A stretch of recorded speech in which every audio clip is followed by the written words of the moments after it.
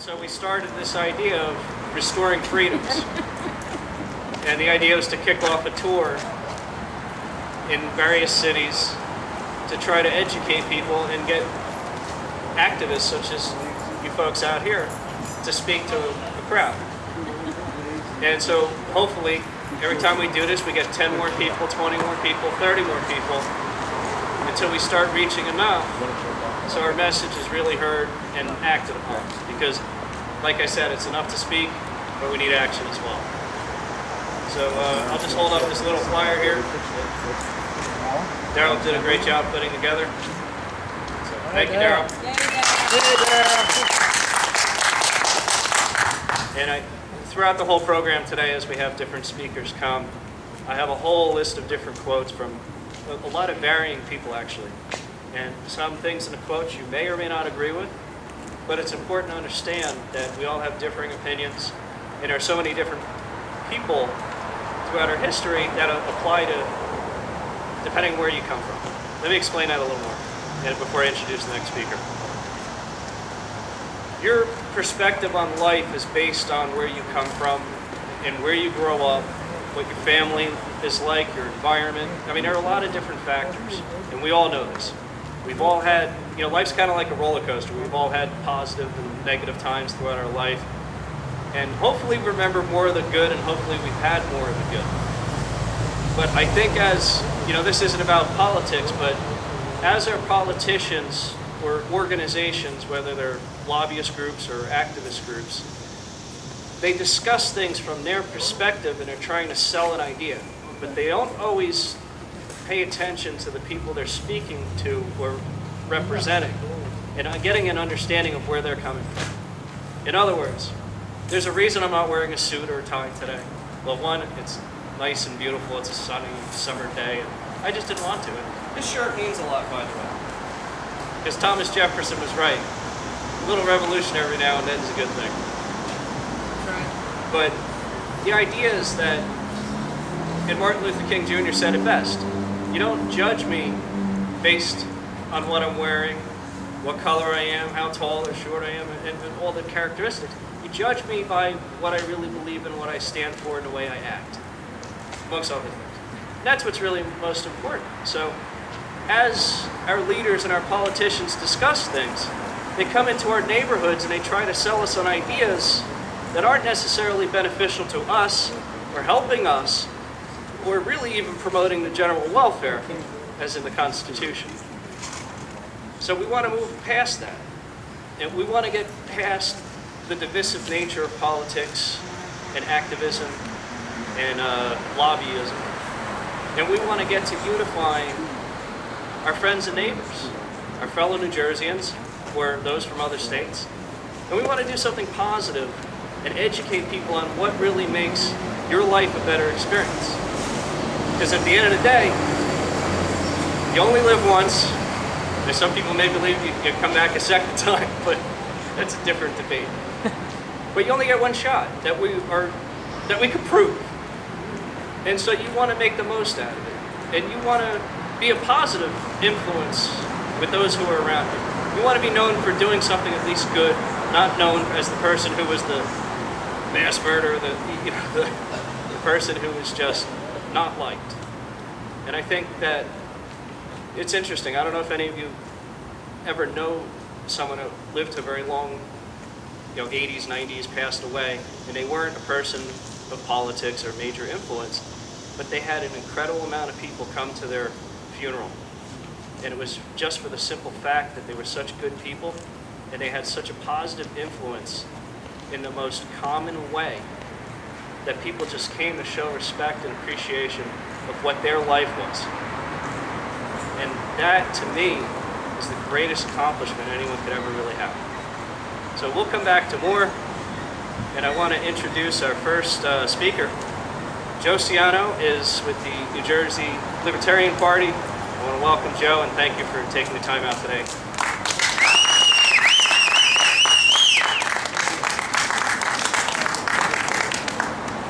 Thank you, Brett. Thank you, Daryl, for putting this together.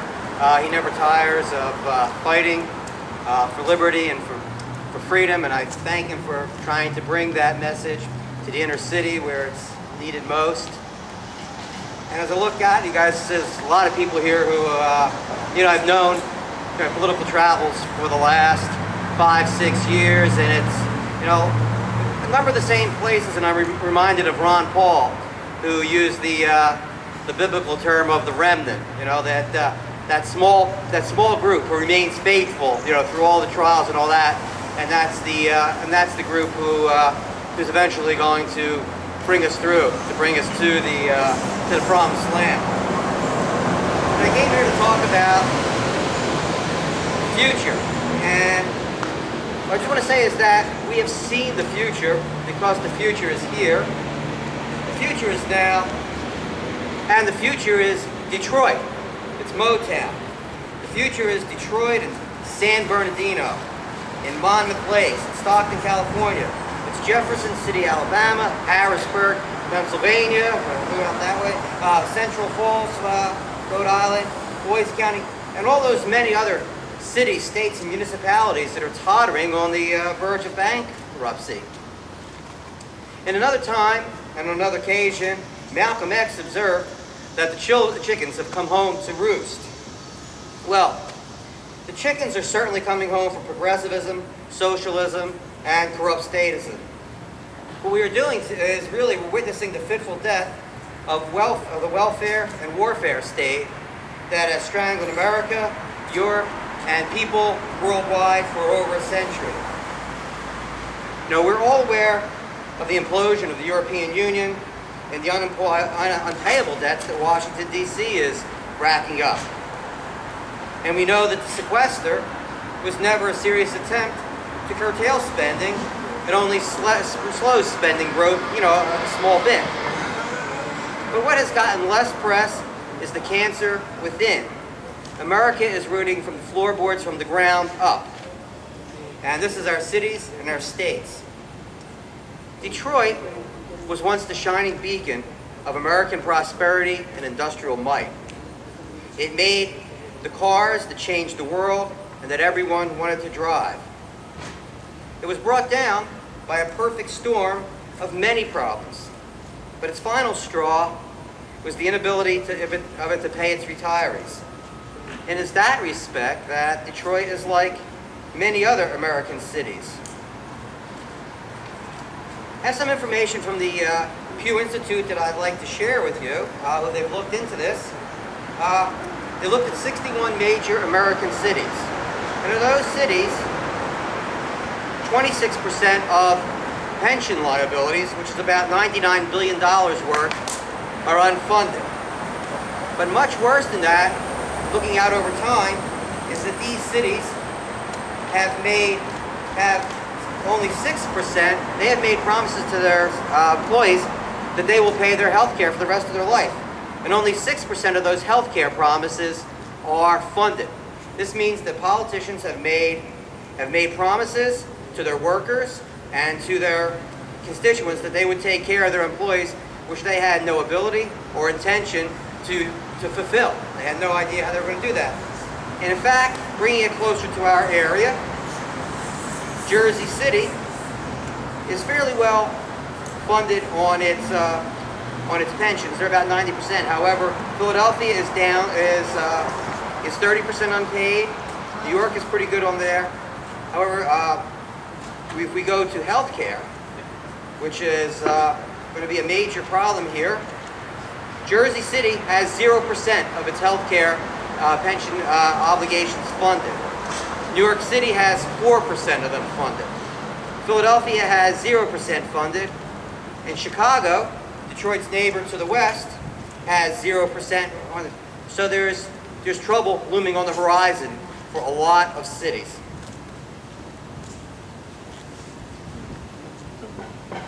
Because many state and the nanny-state government tried to do too much for its people, it can no longer handle the basics. And coming back to Detroit, despite the fact that 1 of every 7 Detroiters works for the local government, traffic goes uncontrolled. The red lights are out throughout the city. Police protection in town is non-existent. It takes local police and emergencies workers over an hour to answer a call. And if schools are not educating, nearly half of the city residents are functionally illiterate. So how can Detroit find its way out? Well, taxation is not a solution. Its property taxes are already among the highest in the state. Yet, the city estimates it has 78,000 abandoned and blighted structures, 1/5 of Detroit's housing stock. And also, 38,000 structures are considered dangerous. And this covers an area of 139 square miles, which is big enough to fit Manhattan, Boston, and San Francisco. On top of that, 45% of city residents are not working. They have no jobs. Another 35% are on food stamps. So Detroit cannot possibly extract money from people who have no jobs, no resources, no education, and no hope. So what is there to do? I believe that there is hope. In desperate times such as these, there's basically two alternatives. One is to become ever more draconian and authoritarian. This is the third world model, the banana Republican model, the path that led to fascism and Nazism in Germany in the 1930s. This is the road that leads to ever more misery and destruction. Or we can choose the path of liberty, of repudiating over half a century of misguided errors and starting fresh. And that's why we are here today. Today is all about restoring freedoms and putting New Jersey, putting America, and putting its communities back on the right track to liberty, prosperity, peace, and freedom. Democrats want to bail out Detroit. Again, actually.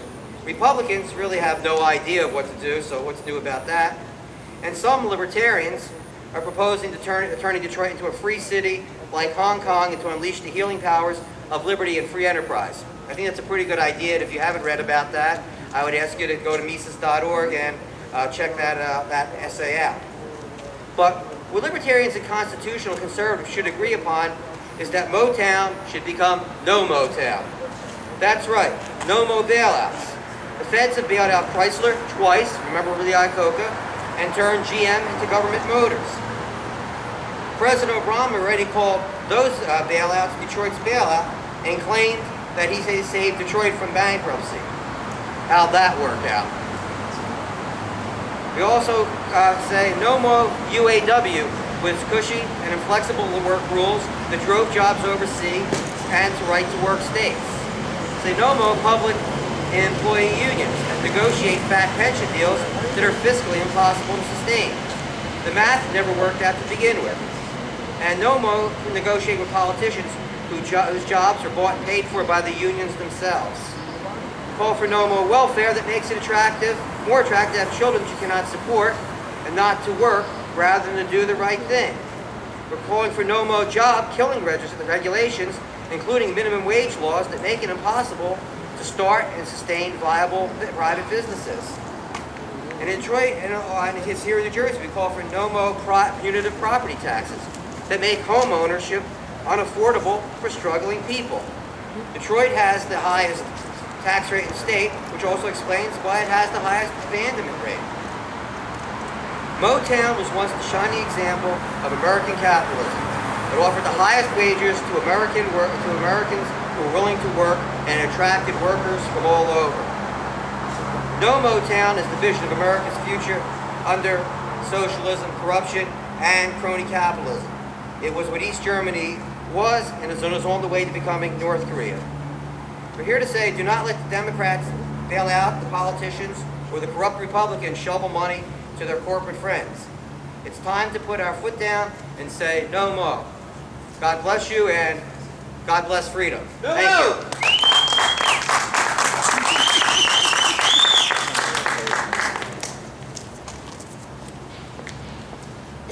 Thanks again, Joe Siano. Everybody, another round for Joe. Hey, Joe! Okay. The biggest source of freedom is economic freedom. And while you can all in your person make any sense out of your life, and you can call yourself free or not free, but the bottom line is, in a civil society, in a global economy as we are, it comes down to economic freedom. When you look at all the nations, the poorest nations are usually the ones that have the least amount of freedom, the least amount of economic opportunity. As we just see here in Trenton, as an example, what is the basic thing that people need? Just throw out some ideas out there, but I'll kick it off. Housing. Housing, thank you. A job? Education? Freedom from harassment. A car? I mean, just seriously, the basic things. Self-defense. Clothing, food. If you have those things, most everything else will pull together. But if you can't get a job, if your education is poor, and you can't afford to live somewhere, then you're struggling so greatly that you really don't feel the American dream, and you certainly don't feel like you're free. Now, you can take the hippie mentality and say, oh, we don't need anything, but we know that's not the case. It's not realistic. We call that vacation. So I want to share some quotes.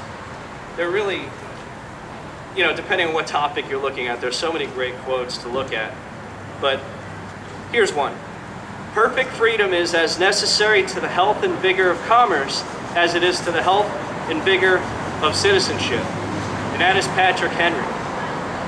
Let me give you one more.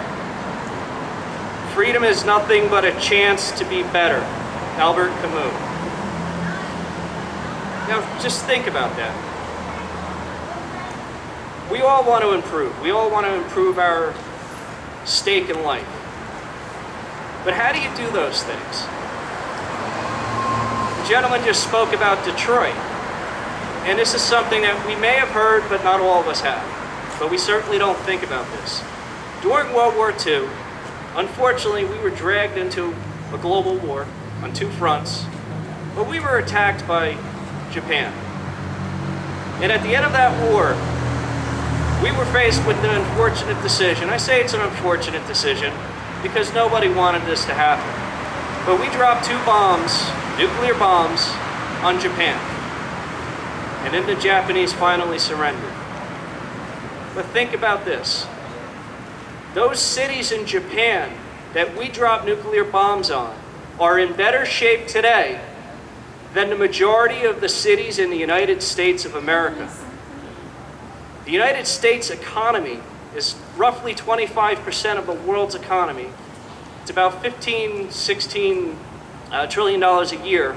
And outside of China, it's the equivalent of the next 4 or 5 nations in line, just to give you an idea. Yet, when we look around ourselves, we have infrastructure which is falling apart, regardless of how much money we've spent on it. And so many individuals around our country are not living the way they should. Now, some of it's their own fault, but a lot of it has to do with the way we've gone about running our nation on the local level, the state level, and on the federal level. So I want you to think about that, because it's about time. We know what we feel, but it's about time our leaders and the politicians were listening to us and saying, instead of throwing more money away, and I'm talking trillions, it's about time to use money wisely and start building infrastructure that could really last the test of time, and developing more education. And it doesn't mean money. It means a true education that will stick with somebody throughout their entire lifetime. And Bader, I know you could attest to this. The difference between somebody who has an education and somebody who doesn't could mean millions of dollars throughout their lifetime, and a difference between whether they're going to be in poverty for most of their life or whether they'll be successfully enjoying a middle-class life and the American dream. And like I said before, we only live once. Let's make the most of it. And it starts at the very fundamental building blocks. So without further ado, let me please introduce our next speaker. Jay Edgar is the chair of the New Jersey Libertarian Party, the party of principle. And I want to welcome you to the stage. Thank you, Jay.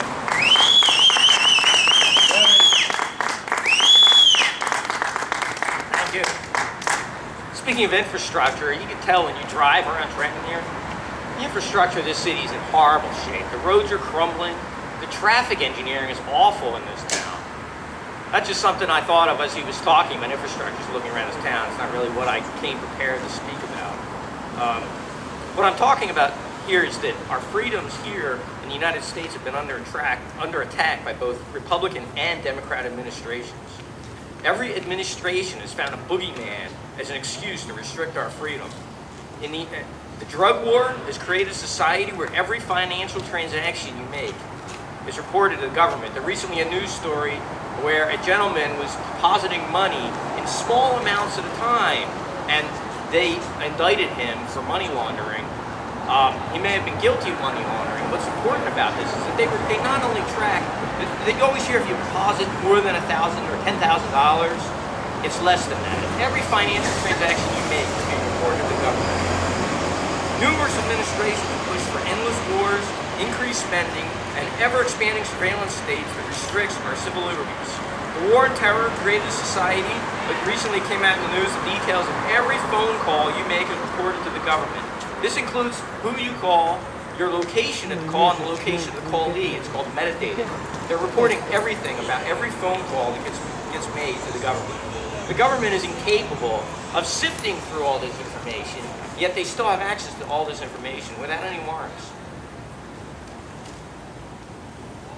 So that's the civil liberties side of our government that's really falling apart. As everyone else said, also the economic side, the fiscal side of our government is also in trouble. Government spending at all levels, local, county, state, and federal, has expanded drastically. They're soaking up all of our productive resources and redistributing these resources to politically connected while taking their cut. There was a recent report by the Congressional Budget Office saying what the current debt was. The current debt of the U.S. government is currently just over $12 trillion. And by 2023, if we continue on the path we have now, it's expected to grow to $19 trillion in 2023. This is currently 75% of our gross domestic product. In 2007, this is just 6 years ago, it was only 36%. In 7 years, we grew from 36% of GDP to 75% of GDP, and it's still growing. With debt like this, what kind of legacy are we leaving our children? They're the ones that are going to have to suffer the consequences of this enormous debt. Our politicians of both big party stripes, they no longer value our freedom that our country was founded on. So that the title of this presentation, not my presentation, this event is Restoring Freedoms. How do we restore our freedoms? Is it possible to get there? We actually have made progress. There's more people around the world that are not in poverty, thanks to the free market, not thanks to government. So we need solutions to our problems. Neither the Democrats nor the Republicans are going to solve our nation's problems. We need to challenge the status quo politicians from all angles. We need to run challenge campaigns and support freedom-minded candidates at all levels. We need all third-party candidates to challenge the Democrats and Republicans. They basically have a cartel over our political system. We need to educate and energize the public. A lot of you have seen the news recently where Chris Christie came out and he stated that libertarianism is dangerous. I think the danger is in politicians like Chris Christie, who believe that they know how to run your life better than you do. Chris Christie is basically attacking all of us who value freedom. We need to attack back. We need to continue growing libertarianism and fighting for freedom. That's it. Thanks.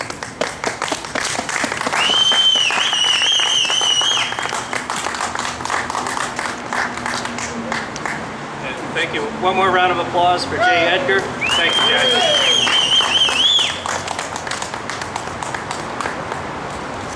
You pointed out, here we are, we're in this capital of New Jersey. This is Trenton, and we have a governor, and his name is Chris Christie. And, of course, everybody does good and bad. There's good and bad with our governor. But it strikes me that as a leader of a state, and this isn't about parties, but to take on a thought process as he has, and you pointed it out very nicely, it's a mistake. because, again, it's division. And that's not what we need today. We need leadership, and we need good leadership from good people who understand the idea of principles and morality. And I'll introduce that person in a second, but first I'm going to share a couple more quotes for you. If you want total security, go to prison. There you're fed, clothed, given medical care, and so on. The only thing lacking is freedom. Dwight David Eisenhower. That's where we are today.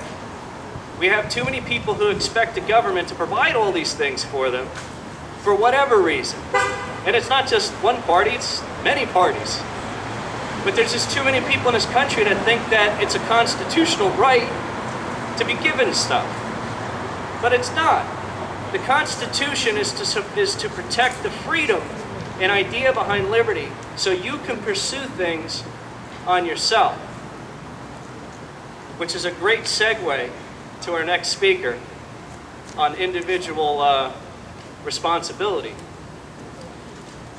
Bader Qarmout is an educator, which is the most important thing, to be honest with you.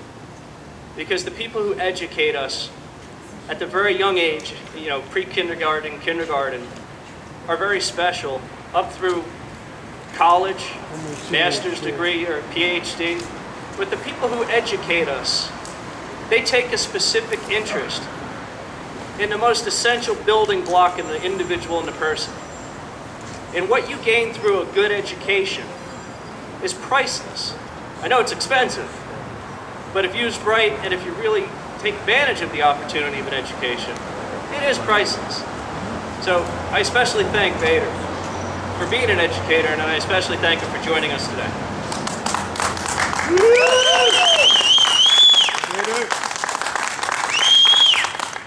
Well, good afternoon.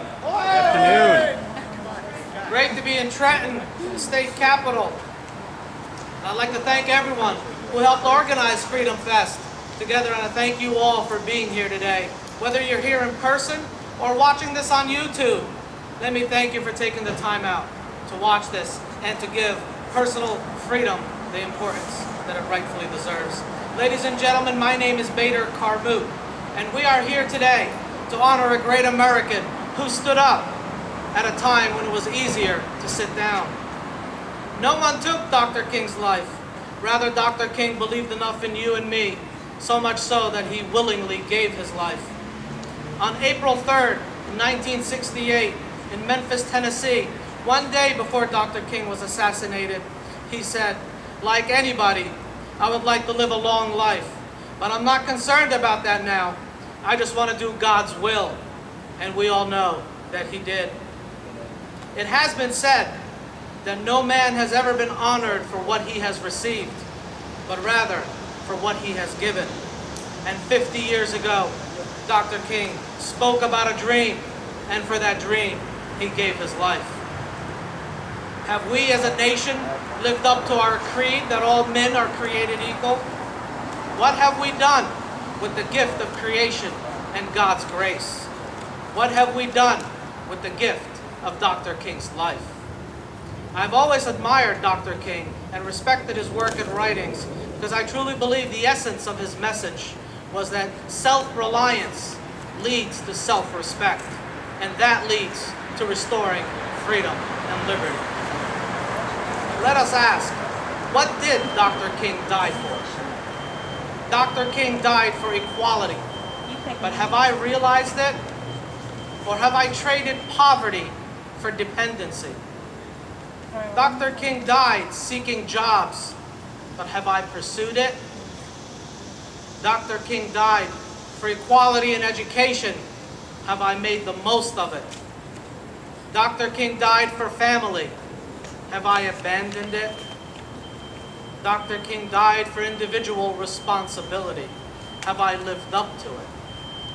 We must work together to encourage individual responsibility and discourage pregnancy out of wedlock and reduce the number of fatherless homes. We must set a better example of marriage and family. Men must be men and live up to our responsibility. It is not about poverty. because there's no shame in being poor. We were once all poorer than this, but we stood by our family. We cannot be silent anymore.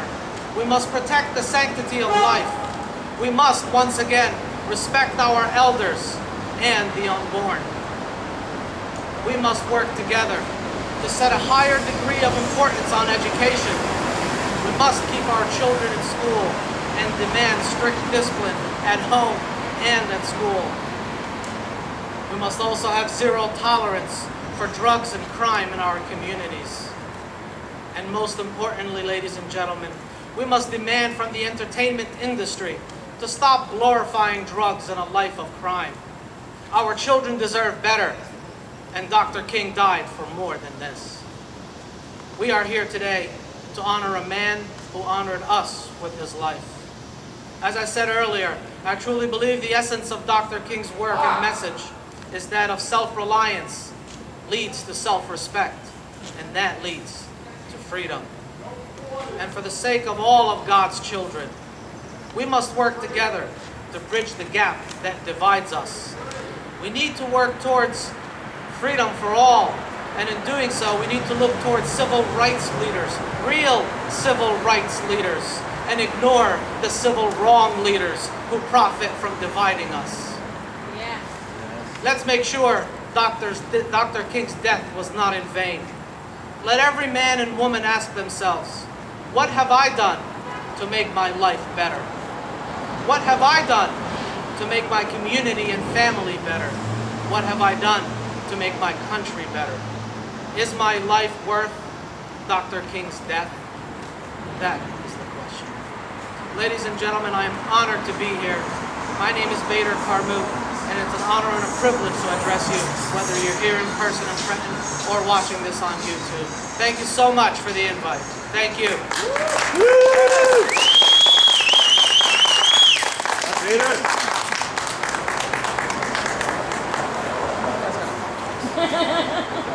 Again, folks, one more round for Bader. Yeah.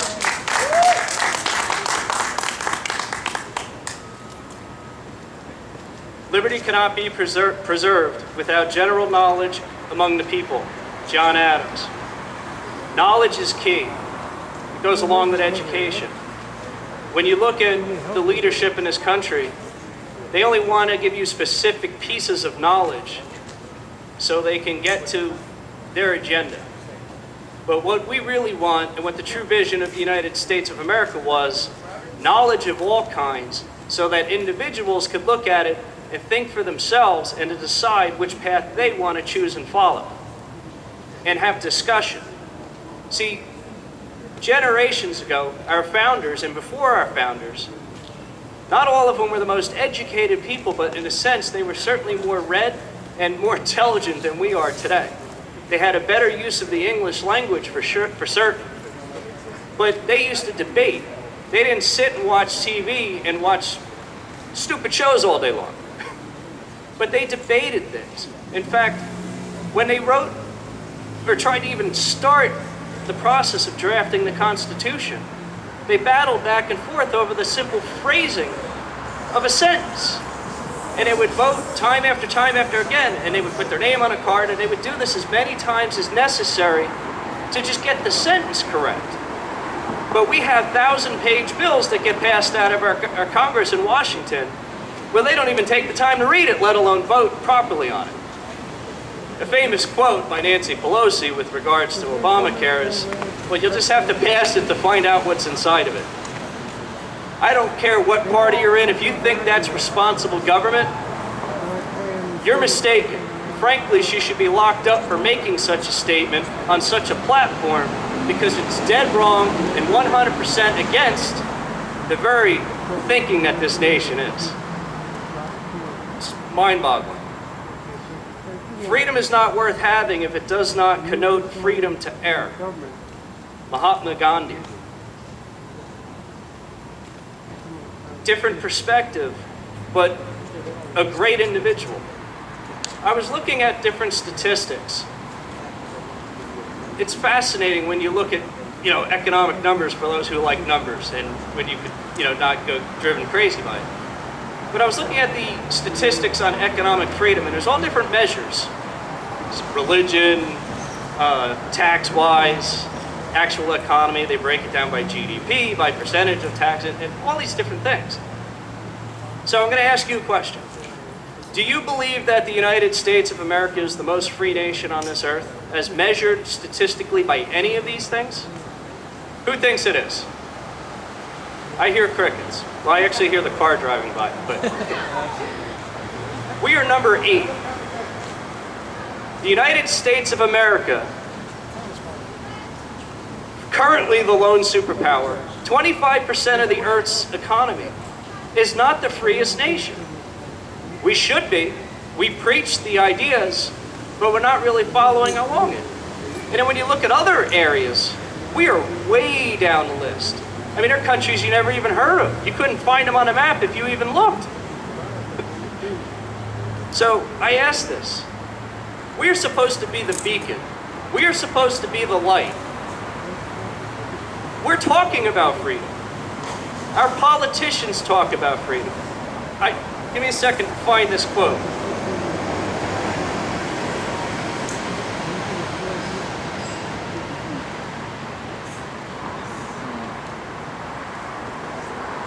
We the people recognize that we have responsibilities as well as rights, that our destinies are bound together, that a freedom which only asks, what's in it for me, a freedom without a commitment to others, a freedom without love to charity or duty or patriotism is unworthy of our founding ideals and those who died in their defense. Barack Obama. Now, I agree with most of that statement, but as I said earlier, it's not what you say, it's what you do. And Barack Obama, love him or hate him, doesn't matter. When he makes statements but doesn't act upon those statements, or to the true word of those statements, that he's being dishonest and deceitful to America. And not just America, to the entire world, because we are looked upon as the leader. And when he took office, I had a little bit of a hope. And I gave him a chance when he first took office and said, hopefully, even though he has a different ideology than me, that he will do things differently, and maybe we will build better relationships around the world. But that didn't happen. In fact, many of the countries around the world, surprisingly, think less of the United States of America than they do today. So how could the country that represents freedom try to help other nations build that idea of freedom if we're not living it ourselves? It's something that we really need to analyze, and something that our leaders and our politicians have to really, really think deep inside about and change. Anyway, without further ado, I want to introduce our next speaker, George Hathaway. George, it's great to have you.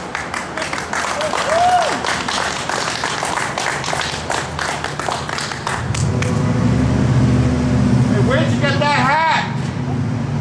It's a Canadian hat. They can't make them in America. Hey, really? We should be able to make them in America, but it's made in Canada. You know, we've been having a lot of quotes from people about what freedom is. Patrick Henry, Martin Luther King, Gandhi, and others. And it's hard for me to say anything different. And I'm not gonna, but I'm gonna say it in my own words. You know, I wonder what it is actually to be free today. Are you really being free when you are permanently attached to the state and federal governments? You know, what they have, they can give away. They can take it away. The trouble is that once you are attached to that government, once you are part of it as a dependent, it's very difficult to break away. It's like you become a part of that host body, and you'll die if you are separated. We're seeing that today with the argument on Obamacare. Once people start getting Obamacare subsidies, Obamacare is here to stay. We're fighting that now. But if you assert your freedom, you won't die. You'll be reborn and on the way to success. The question is, are you a slave selflessly toiling for the state, or are you a free American, free to work on your own on behalf of the things that you think are most important? Right now, they tell you where your kids will go to school, what they will learn, and how long they will be educated. You have no say because the experts know more than you. And your kids still learn nothing. Are your kids all stupid? Answer me, are they stupid? Is this what you want? You need to be free to choose what school your children go to and what kind of educations they get. The government controls who builds the stores, where they are built, and what they can sell. Some zoning is okay, but shouldn't you have the same opportunity to buy low-priced, high-quality goods as I do? Why should those who are all better off get all the breaks? The government and their union allies is keeping you from getting these things. Companies like Walmart not only sell low-priced goods, but they are the source of jobs. Do you want somebody else to have a union job in the suburbs? Or do you want a well-paying job for yourself right here in Trenton? They are keeping you in slavery by preventing you from earning a living. Is this what you want? Do you have the freedom to buy the low-priced goods that a Walmart can produce? We live in a dangerous world. We're all threatened by bad people. But people who live in our cities are more threatened than those of us who live in the suburbs. Yet you don't get much protection from the police. And your right to self-protection has been taken from you. They employ in this very city and in places like Newark and Patterson stop and frisk laws. That's not freedom. Gun ownership is impossible. You can't defend yourself. You can't even own a taser, mace, or other non-lethal weapons. If you protect yourself with a baseball bat, the police will come after you rather than the bad guys. Is this what you want? You want to be free to protect your own family? Everybody has the right to everybody should have the right to get rich. But what's the point? Since once you are rich, they take all your money. Where does it go? I don't know, because haven't seen any excessive spending around here. The infrastructure is shot, the roads are bad, the police are bad. Where's the spending going? Where's that money going to?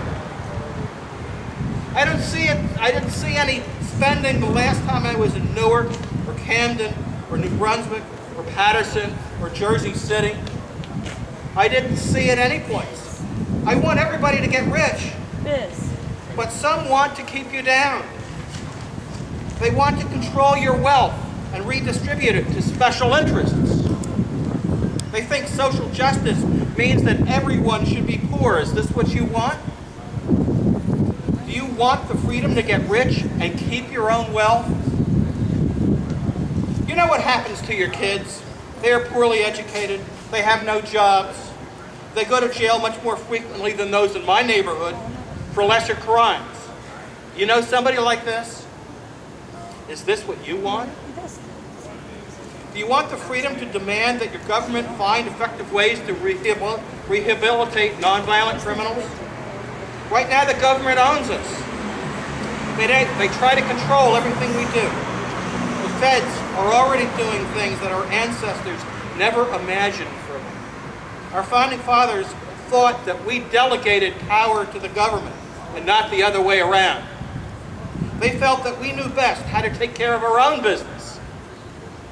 Right now it's reversed.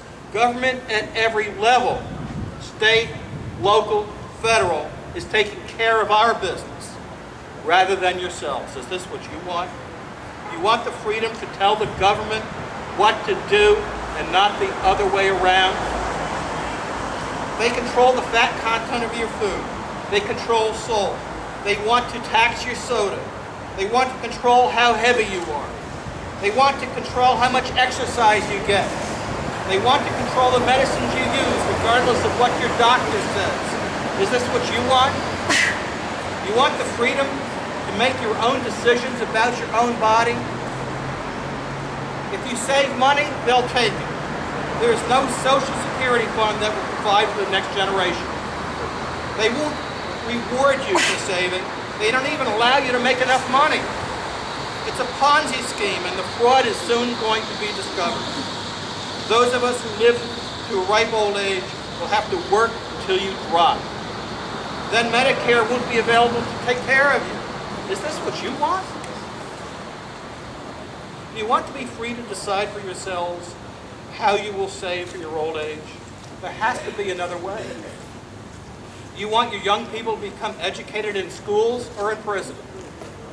Do you want to provide them with an opportunity to make an honest living and have the pride of doing good, productive work?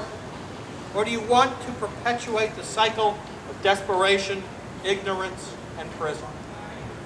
Do you want our young people to have the freedom to earn an honest living? You can do something about it. Do you want the freedom to do any of these things as long as it doesn't intrude on the freedom of others? Do you want to be free to be part of the solution rather than part of the problem? Do you want your government to work for you rather than you working for it? Do you want to be free enough to pay your fair share of liberty and not rely on welfare? Are you willing to work every day to retain your freedoms? I didn't hear you. Yes. Okay. Yes. You know what? If you don't demand your freedoms, no one else will give them to you. The government and special interests will take more and more, and pretty soon you will have nothing. No freedom, no nothing. I call that slavery. You won't get these freedoms from the state government. You won't get them from the city and county governments. They do not belong to the governments. These freedoms already belong to you. But you must demand them and work for them, because if you don't, the politicians and the special interests will steal them from you. Ask yourselves, has the current state government made you more or less free? Are you better off with the Democrats in power? Are you better off with the Republicans in power? Will you be better off with you in power? When I was young, the far left had a slogan, power to the people. Now they are in power and have given nothing to the people. The slogan does not belong to the left, it belongs to us all, because our rights are given to us by God, not the government. Our other speakers have given you suggestions on how you can exercise these rights. But remember, when you fear the government, you have tyranny. When the government fears you, you have liberty. You have the ability to take back your freedoms and control your government. And now is the time to wake up and assert yourselves. So, liberty now, liberty tomorrow, liberty forever. Say it with me. Liberty now, Liberty now. liberty tomorrow, Tomorrow. liberty forever. Thank you for your attention and your patriotism. And God bless you. God bless you.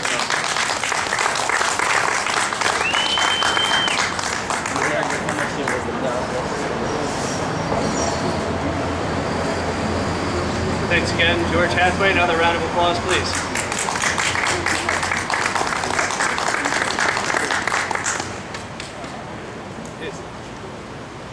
There's a common theme, and not word for word, but there's a common theme here. And George made me think of a few things here. When you look at this country, we have a Social Security system. Forget how much funding it has. Now we have a health care system. Forget how expensive it's going to become and all the other issues.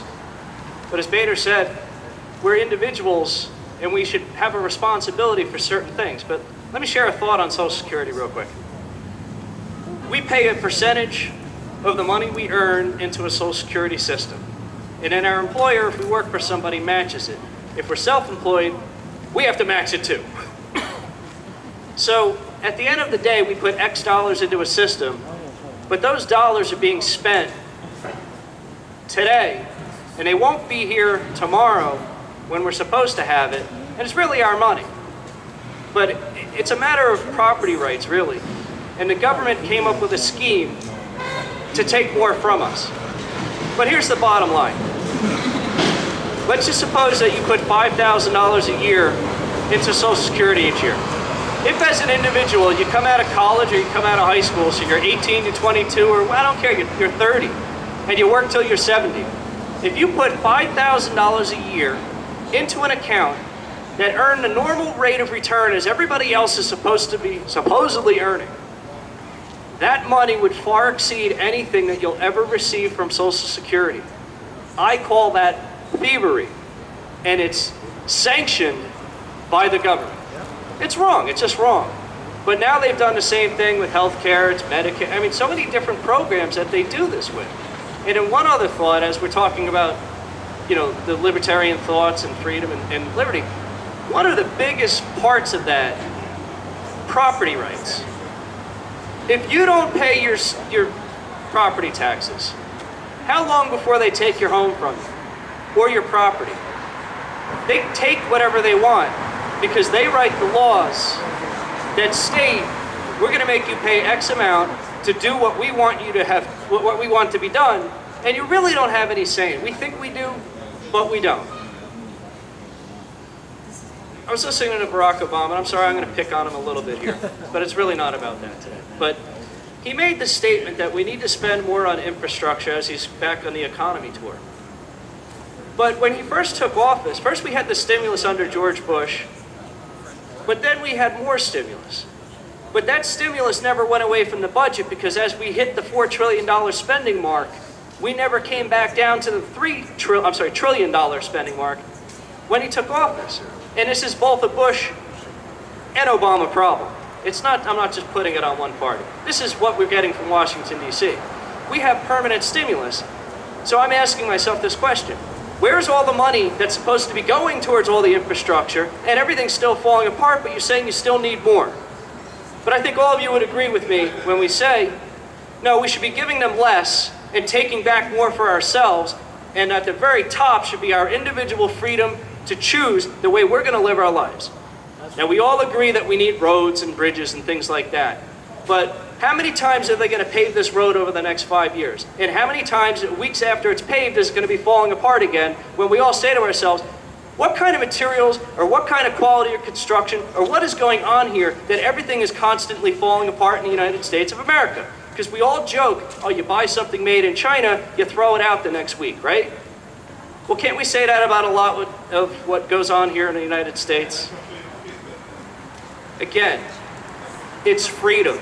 We have to stop allowing government to take out of our pocket, take out of our social choices, and any other choice for that matter, and we have to take that back. But we can't just do it by being here amongst ourselves and talking. As I said, next time we have to bring some friends. We have to show up at each other's events, and we have to support one another. But we have to do this in a positive way. We can't just speak negatively about everything. We have to offer ideas as well. And I think people here do that. We are offering ideas. One last thing before we get into our next speaker. How many of you have a checkbook? How many of you have a checking account? I bet you if you went into the average area, and especially in a lot of cities, how many people don't really have a checking account? How many people balance your checking book, your little checkbook? How many people take that, balance it every month, and compare it to their bank statement? And then do that with your credit cards and all these other things. This is called personal responsibility with your family or your self-budget. That's the most fundamental thing. You go to work, you're given a paycheck, or you have your own business, you bring home some dollars, and you wonder, well, what's left at the end of the week? Most of us have no idea because we're not taking the time to add and subtract. So before, and I'm saying this for a reason, because before we shout at everybody else for their budgets, let's all take the step to mind our own. But also, those who don't even know that there's such a thing as a checking account, let's teach them that there are different opportunities than food stamps, welfare, or anything else, or, public assistance housing, whatever it is. Let's teach them the alternative. And as I said before, it starts with education when you're young. It starts with support. Now, I don't care if it's your family or if it's a friend or a neighbor or grandmother. And then you put that together and you build the tools necessary to get yourself a job and to sustain your own future. Anyway, those are some of my thoughts. We have a fellow with us right now, and he is running for office here. Paul Mummel is the GOP candidate for the Mercer County freeholder position. Paul, I'd like to welcome you to the stage.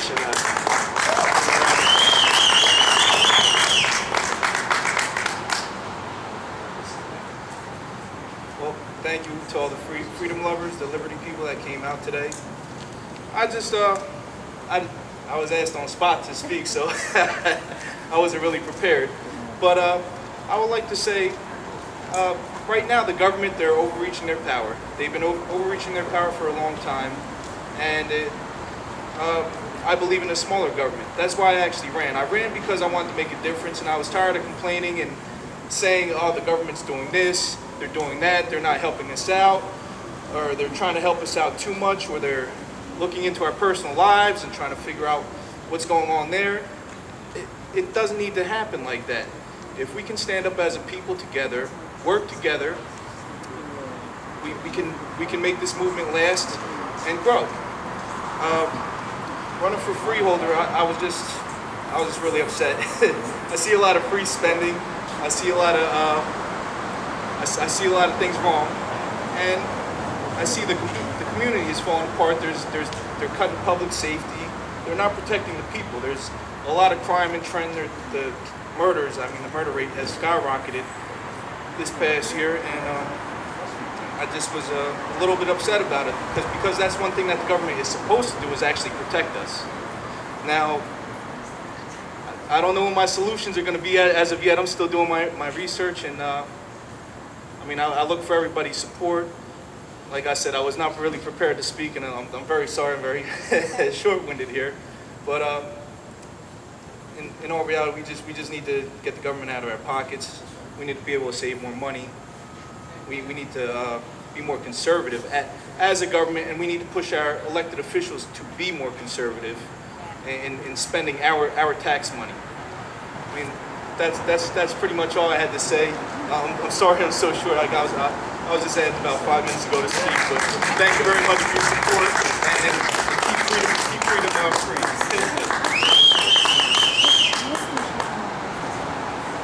Again, Paul Mummel.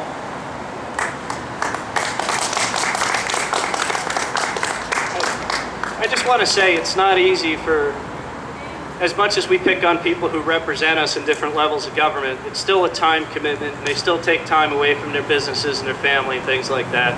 So I appreciate anybody who at least puts the effort to run for an office and say, I'm going to give it an effort and see what we can do. So thanks, Paul, for doing that. The secret of freedom lies in educating people, whereas the secret of tyranny is keeping them ignorant. Tyranny goes hand in hand with ignorance. And what we've seen here, it's very interesting, and we all could appreciate this in New Jersey. We've seen our property taxes on the homes that we own, well, I guess the government owns them really, but we pay an extraordinary amount of money here in New Jersey in property taxes. That money mostly, about 70% of the money you pay goes towards the school system. Yet, there's money that gets transferred from the majority of towns, I think it's 560 towns roughly in New Jersey. There's about 30 towns or cities in New Jersey that a lot of money goes from the other 530 to help fund their education. For example, I live in Manalapan, New Jersey, and I love my town. I really do. I've really enjoyed living there, the people I've met. It's been a good experience for me. My property taxes, they're a lot. I mean, when I talk to people that I meet from other states, it's 4 times what they're paying. But they have the same things. They have brand new schools and buildings and roads, and so I'm wondering how they're doing all that. But that's another story. But in my town, we spend about $14,000 a year per student, and then we take money and we send it to somewhere like Newark that's paying almost $30,000 per student. Yet in my town, we have a graduation rate of, I don't know, 95, 96%. But it's a third to a half of that in Newark. And there's something wrong there when you're spending 2 and 3 times the amount for a third or half of the result. And so we have to examine why that is. Not just throw more money at it, but we have to examine the reason why. Because what we're doing right now is ignorance. And we have to come up with real solutions to help these people gain the understanding of not just the importance of the education, but how you go about gaining an education. And sometimes we have to meet halfway. You can't just say to an individual, you have to get an education. Because some of us come from a background where we have parents or grandparents who have instilled certain principles to us. But if you grow up somewhere where you know what your environment is, you have to gain the understanding of what a different environment is to gain the knowledge of that environment. And that is key, and that is knowledge. Knowledge is key. So, and it's freedom, by the way. I'm going to share a few more quotes, because there's so many good ones. But those who profess to favor freedom and yet depreciate agitation are men who want crops without plowing up the ground. That was Frederick Douglass. And that's basically what the average politician is today. They say things to agitate one side against the other. They're trying to gain something for political gain or whatever gain it is, but that's really what it's about. It's their power play, if you will. And they want to get something from you without really giving you something back. And the politics of today is a promise in, well, if I give you something from a social program, then I'm buying your vote. And that's really what it's come down to today. But that's not working. And it's certainly, as Frederick Douglass is saying, you're trying to get something without really doing the hard work that's necessary. Because you can't just buy your way through life. You can't just buy your way through social problems. You can't buy your way through a term in office. You have to earn it, but you also have to deliver on the promises.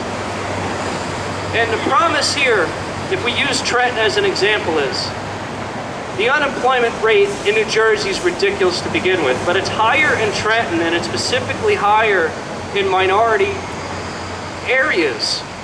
And that's not good.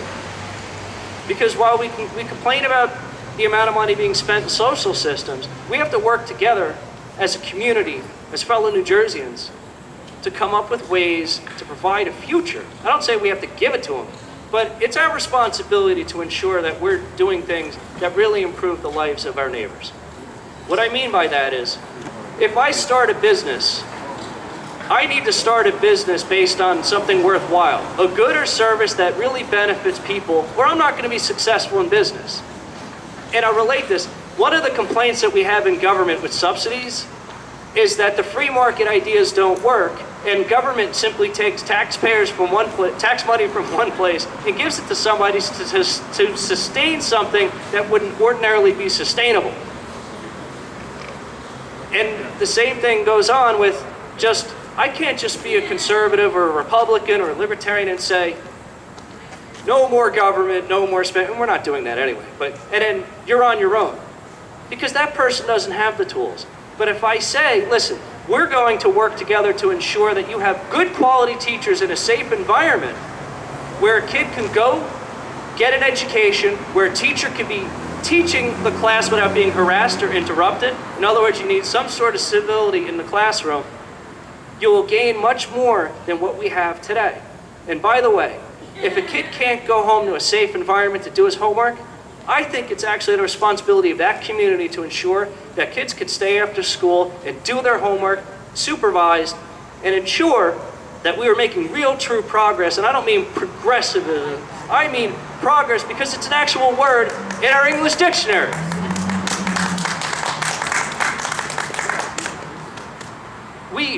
I mean, there's so many things tied together here. We pick on unions, but we're not really picking on unions. We want fairness.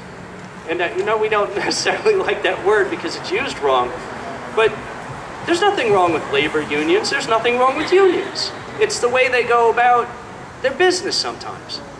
Because things shouldn't just be given to unions as opposed to individuals just because they're a union. It should be a competitive open bid where everybody has the chance to do something. So if this world's being built, a private company should be able to bid on it just as a union company. But in the schools, teachers aren't, it seems to me that it's become more about the union and what their benefits are than the end result of the education. And I don't just mean the results in the testing. We can't measure by the scores of tests. First of all, if you've ever taken one, we all know that some of us are straight A students but are horrible on these stupid tests. Some of us have actually looked at the test and we didn't care because I just care about history. But this test is stupid, so I don't even bother. I go A. Well, you're retarded. No, I'm really not retarded. I just don't care about your stupid test because it's not measuring true progress. And I'll tell you something else. Instead of learning from the geniuses of the past, we have brilliant writers, poets, artists, musicians, you name it, we have it. We're not teaching all that anymore. Now we're teaching something of an agenda.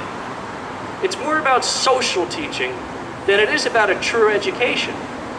And I call on, actually, teachers, professors, to stand up and say, it's about time, especially in our cities that need it most, that we started teaching kids from the very bottom up, real math. I don't mean this fictitious math, real English. Teach a kid how to compose a full and complete sentence with an idea and a thought that makes sense, that's legible, and can be read and understood by anyone who picks it up. Teach science, teach philosophy, teach history, because we're not learning from it.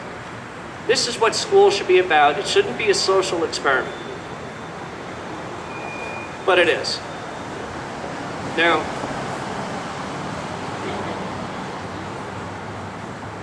why are we at war? Union against individual, Democrat against Republican, Libertarian against Democrat, whatever it is. Why are we at war? Who's starting this war? Who's creating the divide? Are any of us creating the divide? No. No, seriously. How many of you out there have done something to go start a divisive war against another group? We're not. But if you open up your newspaper, you turn on your TV, or you listen to a politician, the majority of them are. And before I introduce our next speaker, I'm going to just bring up one case.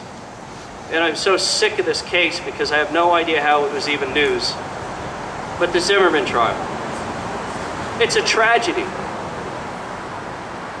A young boy, whatever his personality or characteristics were, is no longer on this earth, and he's dead. And it's sad what happened. But that's something that happened in a community called Sanford. That's Sanford, yeah. And why is this a national story? We have hundreds of thousands of people, maybe not being murdered every year, but they're being violently assaulted or murdered or raped or have other things being done to them. Trafficking, women, children, trafficking, prostitution. Think about the things that happen that we don't necessarily see around us and in front of us each and every day. But where's that story? Why isn't the media questioning why there are more kids shot to death in Chicago than almost anywhere else? We're worried about what's going on in Somalia. Honestly, think about some of the states that we're bothering ourselves with. Other, states meaning countries. We're concerned about them, but we have worse in some of our own areas. And I'm not to say that all of Chicago is a problem, but there's sections in Chicago that are more of a war zone than war zones. How many people we've lost, I don't remember the exact number off the top of my head, so excuse me. Let's just say we have approximately 3,000 American men and women who have died in Afghanistan or Iraq. How many do we lose every year in our cities? Where is the war? Yet, we're not talking about that because you can't, because it's too divisive to talk about politically in their own neighborhoods. That's what we need to change. And we have to do it together, folks. Anyway, so without further ado, and I'm sorry to keep talking on, but Darrell Brooks, join us up here, please.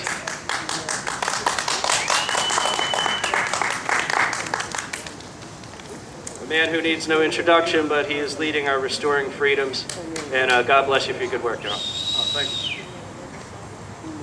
Once again, I'd like to thank Brett and his group that we're working with, and other ones that are out here for support.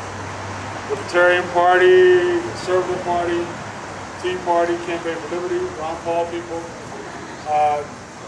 I get to say one thing, that this is so important that we come out and talk about these issues, especially about what's happening in our inner cities. When you have 50 to 60% dropout, when you have our young kids going to juvenile prisons at a higher rate than ever before, when we have our young kids can't get jobs, can't take care of their families, you know, something has to be done.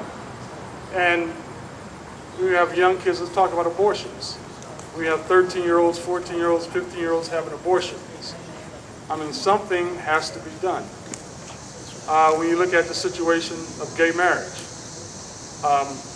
it's okay to be wrong. And that's something that definitely we have to talk about.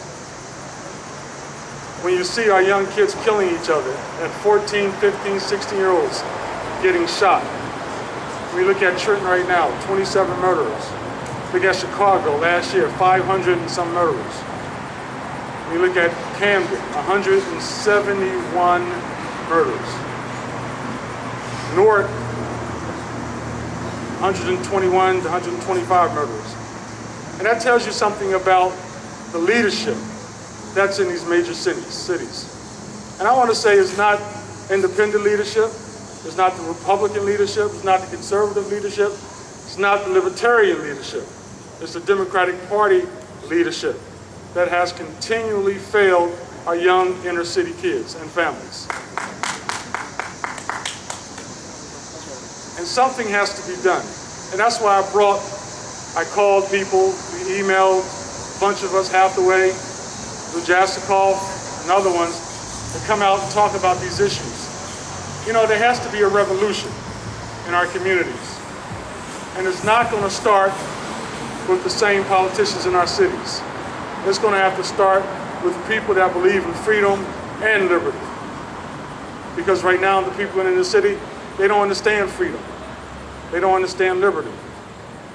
And with their freedoms that they talk about, it's not really freedom. You know, when we have our politicians lie to you, everything is going to be all right.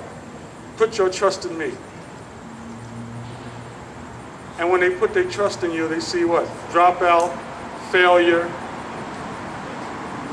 Kids are fighting in schools at 13, 14 years old, bringing guns to school. They're graduating from Trenton High with a 12th grade or with a 5th grade reading level. That is what it is acceptable. Somehow, the freedom movement have to go in these communities and change it around. Because what type of society are we going to have if we're going to have our young kids graduating from a 12th grade reading level, from the 12th grade reading at a 5th grade reading level and doing math? And it's not just happening in the city, it's happening in the suburbs. We see now more violence in the suburbs than ever before with our young kids, both black and white. You know, something has to be done. When we see our young kids watching the most foolish television shows, and it's not the conservative leaders, it's the progressive, as Glenn Beck talks about. the liberal mind thinkers that say it's okay to watch two girls kissing. It's okay. Two boys kissing. It's okay. It's okay to curse your parents out on television. It's okay to be fighting on television. You know, you're 14, 15 years old, you're in high school, the kids and they're cursing each other out. It's okay. Because the media says it's okay. That liberal media, that MSNBC and that CNN. I know about it. You know, you don't see it on Fox News. We definitely have to do something, and I truly believe that Martin Luther King and our great leaderships showed us a way of doing this, showed us a map. That map has to be nonviolence, civil disobedience, direct action.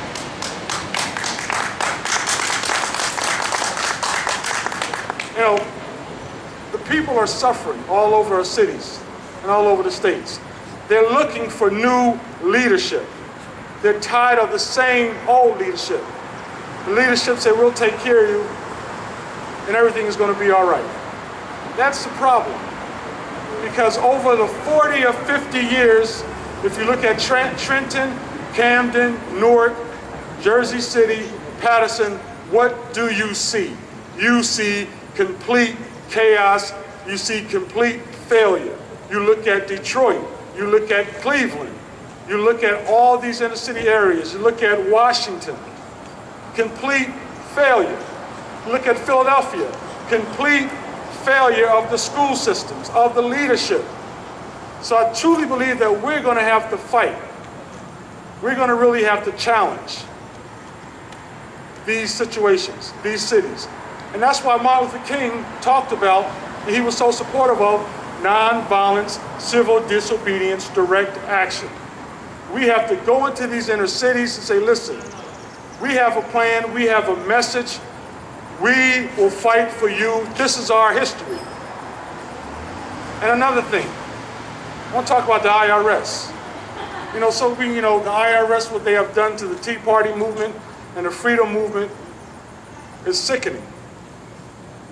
You know, I was on the show with my man, Mark Falzon, and what was the show?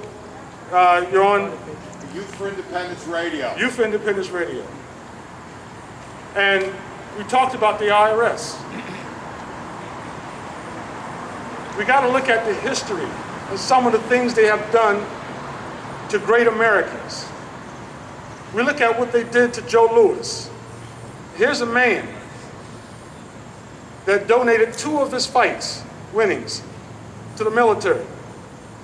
And because he was a simple man, he wasn't a scientist.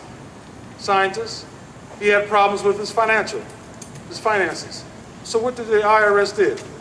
They stripped him. They took his money from him. He had a fund set up for his 2 children. They took that from him. They took the fund set up for his wife. They stripped him, broke the man. And I tell African Americans, they ask me, well, why are the Tea Party fighting against the IRS? Because of the history of what they have done to people that are about freedom, that people that support America. And it has to stop. I was at the big IRS rally in Washington about a month ago, and it was exciting. But we have to put pressure on this government because this government is a crooked government. They have lied to the people. If you look at Benghazi, look at the IRS scandal, you look at what they did with the Verizon, the phone calls, tapping your phones. We really have to wake America up. Because there's a generation of young kids out there, both black, white, and Spanish, know nothing. They know nothing about what's happening. You ask them about, I asked this one kid, who was president before Clinton? He told me Abraham Lincoln. Technically true. Yeah. But this is a knowledge, but this is how they're thinking. They know nothing about our history as America. They know nothing about our government. And if they know nothing, then the government has all the control. And we have to do all we can to fight that. I mean, we got libertarians out here, we got conservatives out here. I'm independent. We got everybody of freedom fighters out here. We should be able to come together as one. I mean, we all not agree on everything. You know, I don't agree with some of the Senate candidates. At least one of them. And so, no, both two, Cory Booker too. But, you know, there's these major problems that we have. There are serious problems that we have in our cities.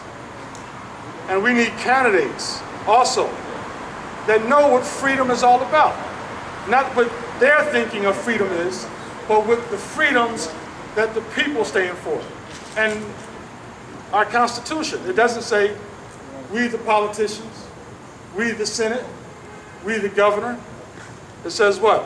We the who? People. Somehow these politicians are saying, oh, well, it's about me. No, it's not about you. And our candidates, you know, we have to get candidates that are focusing on everybody and talk about what's happening with education, talking what happened with the jobs, talking what happened with the murder rates, the crime, the violence, the schools. And the people will accept freedom. But it has to be pushed in the right way. You know, you can't be arrogant. You know, you can't be in your certain ways, you can't be evil-minded. You know, you can't be a politician that... Selfish. Yeah, you can't be selfish. You know, you gotta bring people together. And if we got politicians that can't bring people together, then that's a problem. Yeah, we gotta get rid of them. And we have to understand what's happening. We gotta get rid of Obamacare. We got to deal with the issues on immigration. New Jersey has about 200,000 illegal immigrants in this state. All over America, we have about, what, 11 to 12, 13 million illegal immigrants. That is something that we need to really talk about. And there has to be a plan. Because we have Americans who were born in America that can't get jobs to take care of their families. And that's serious. I was listening to Glenn Beck, and he talked about Lindsey Graham. Oh. Yeah. You know, and McCain. Oh. Those progressive Republicans. And we know about the progressive Democrats that continually want control. And we got some rhino Republicans right here in New Jersey. Right in this building. You know, I'm at, oh yeah, they can pick me up anytime. They know where I live. But the thing is, this is serious. It's serious because if we allow the politicians to keep getting away with what they're doing, who's going to stop them? Nobody. So it has to start now.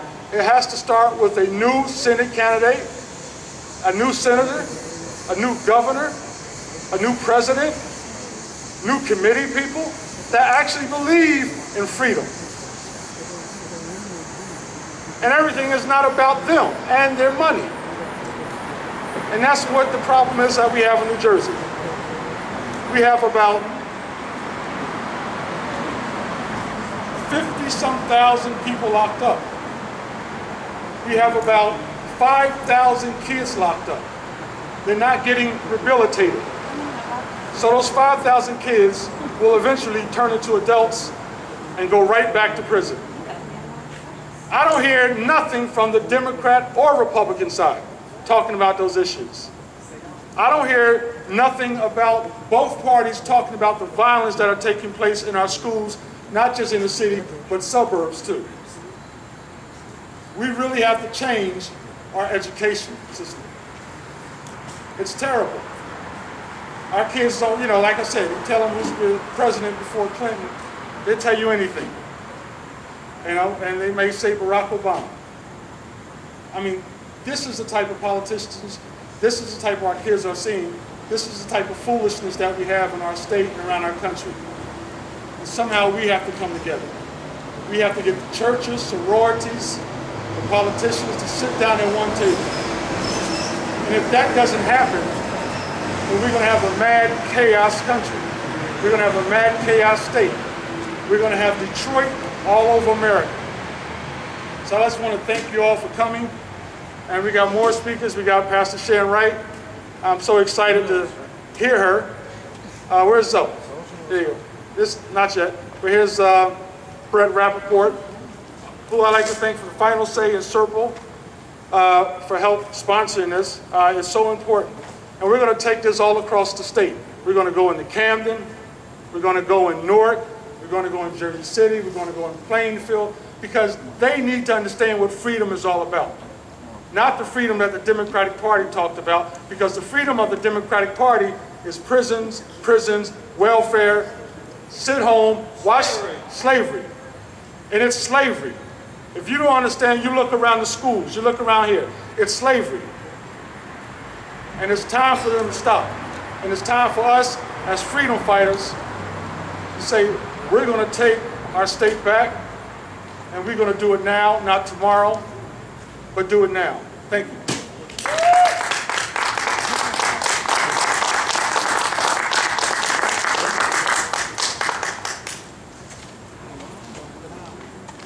Thank you, Darrell, again. Thanks. I want to touch on a couple things that Darrell introduced. You know, slavery and the IRS. I practiced in the accounting field for 10 years, and let me tell you something. I think the IRS is one of the most evil things out there. Don't get me wrong. We have to have some level of taxation to pay for some things that are necessary. But the IRS, you ever hear of a loan shark? You know, you go borrow $100 from somebody, you get a 50% interest rate, and if you don't pay it back in 2 days, they break your legs. The IRS isn't really that much different. Go look up the interest rates and penalty rates that you pay to the IRS if you accidentally don't pay something. It doesn't matter what the reason, actually. There's no way out of it. And we have back to education. We don't educate ourselves on the simple things such as balancing our checkbook, let alone filling out tax forms.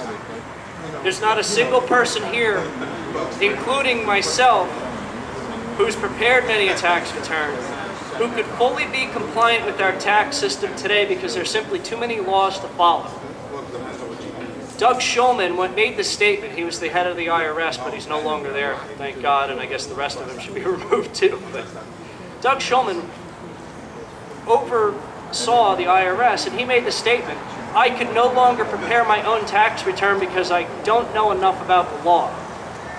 You're running the IRS, but you can't yourself prepare a tax return. Why is that? So how is the average American person, especially those who are less educated, supposed to handle this? Darrell, you brought up a great example in Joe Louis. Now, here's a question I have though, Darrell. Joe Louis had a manager that he probably paid a lot of money, and I'm sure he got taken advantage of. Remember Don King with Mike Tyson, all the other people that he represented? How many athletes who they're gifted athletes, and we all have our gifts. So some people are brilliant and athletic. Some people are brilliant but not athletic, and some people are athletic but not smart at all. So we rely on professionals to help us. But did the IRS go after the person who managed Joe Louis or any other person in that situation for the failings to file taxes properly? I probably doubt it.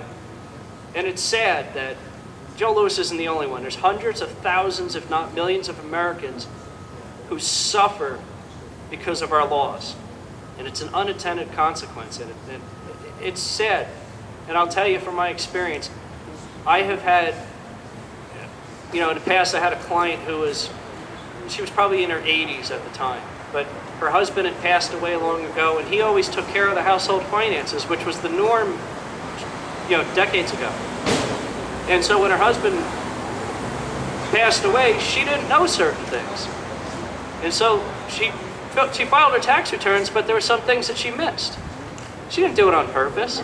Then all of a sudden the IRS, years later, comes to her and says, you not only owe us this tax, but you owe us so much in interest and penalties that you're gonna have to either mortgage your house or sell it to be able to pay this. And many people have to sell their homes and move into a rental apartment or in with family to settle up their debt with the government.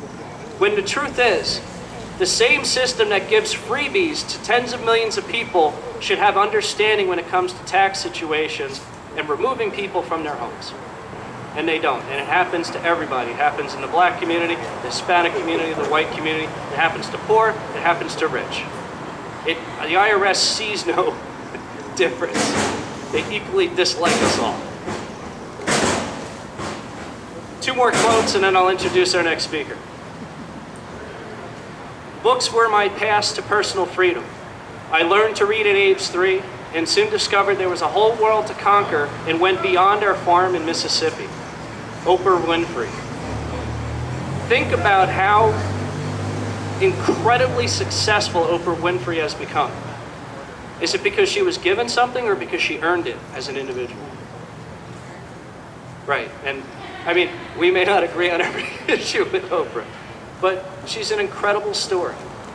And she's to be celebrated, actually.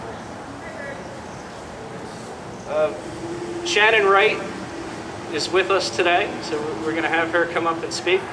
Pastor Shannon Wright is going to speak.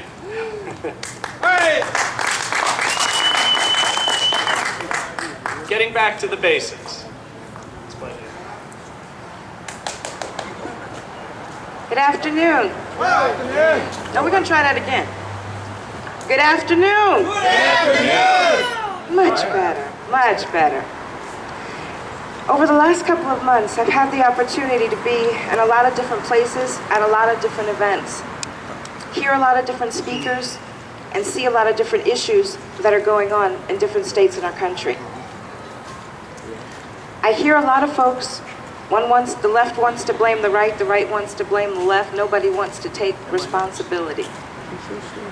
So when I get an opportunity, I like to remind people that one of the best places they can start is with themselves. And what I mean by that is, we've gotten into a lackadaisical place where for a certain point in time, the government felt a need to step in and do all the things that we as private citizens weren't doing. And then, at some point, some of us woke up and had an epiphany and said, wait a minute, how did you get in my house? How are you in my pocket? How are you everywhere?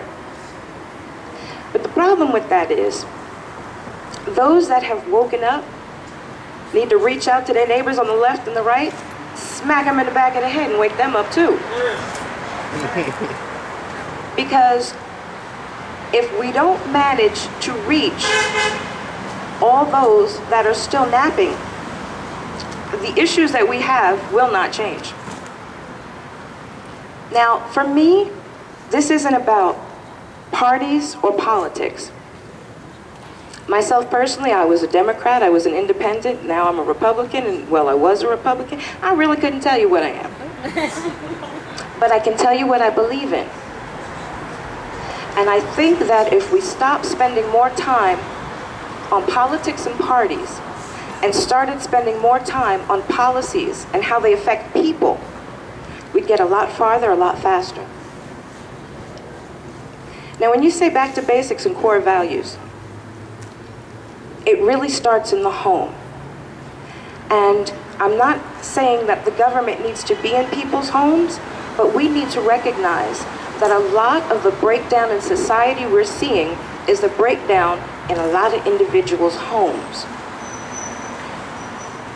Divorce rates are on the rise. Single parents are on the rise. Teen parents are on the rise. Dropout is on the rise. Kids that graduate and still can't read on the rise. Everything that should be going up, that's going up should be coming down, and everything that's coming down should be going up.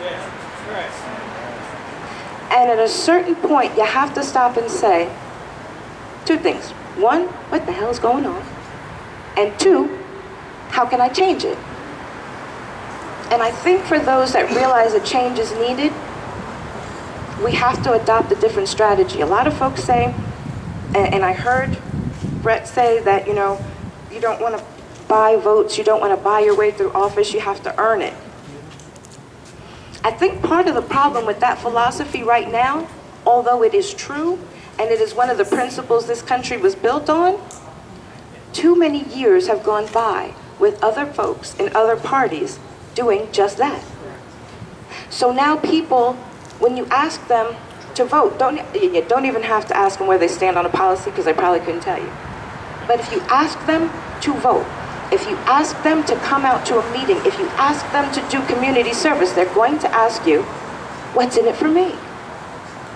Somewhere along the line, we lost the ability to instill work ethics and basic core values in not just this generation, but the one before, and half of the one before that. Powerful. We didn't get here overnight, and we're not going to fix it overnight. But we've got to start somewhere. When I have an opportunity to do things like this, I tell people if they want to make a difference, there's two things they need to do, and it can start with them. Make sure you're actually a parent in your home, not just the bill payer. And make sure, if you go to a church, that it's a church where the preacher's preaching what they're supposed to preach, not what who's ever running for office and writing a check is telling them to say. Yes. We have to get back to parents that parent and preachers that preach. If we could do those two things, we'd be in a much better place. That's right. When you think about where you learn your values as a child, you go back a couple of generations. You learned them at home, and you learned them in church.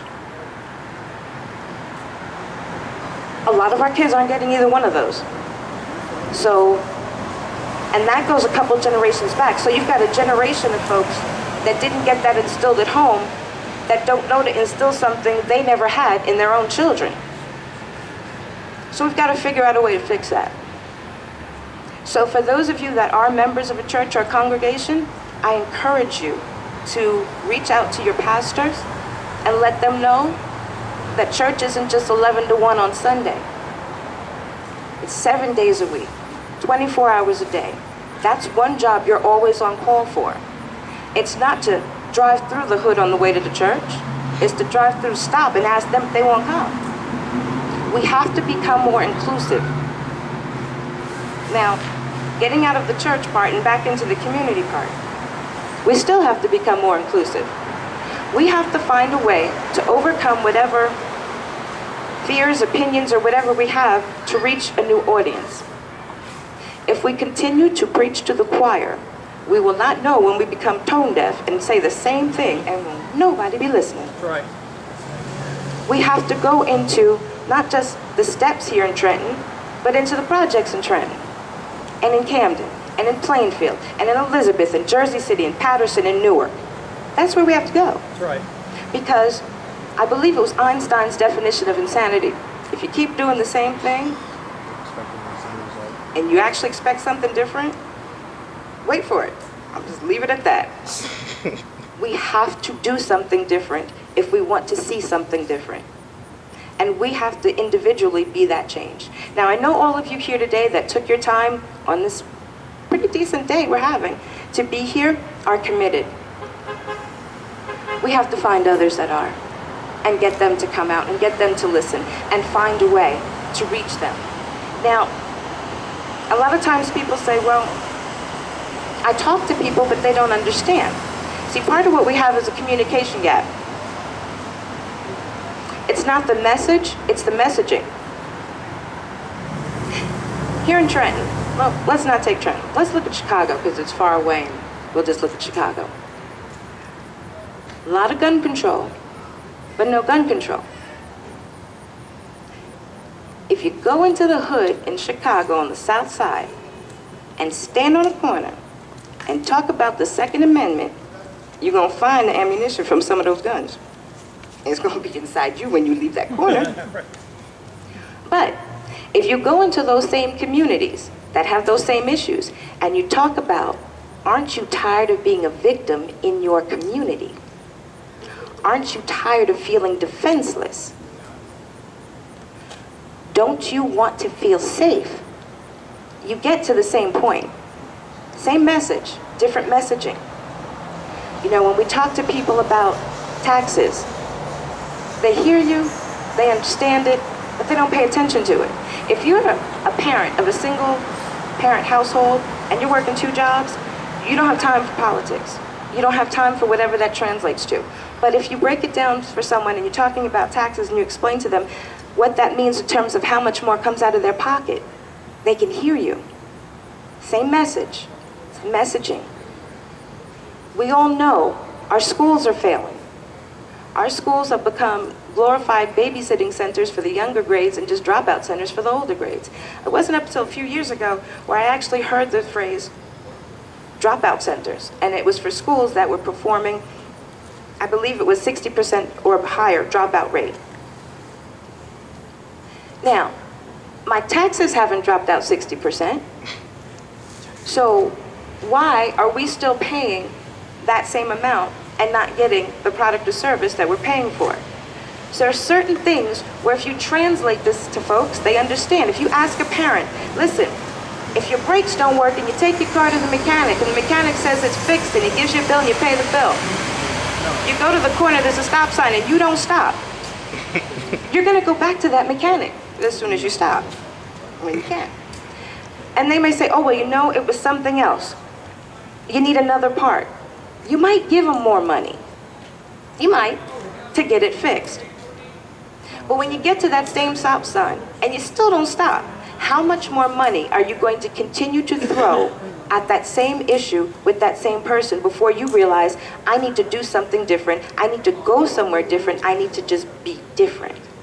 And that's how we have to translate the issues. People can understand them if we come at them right. And most times we don't.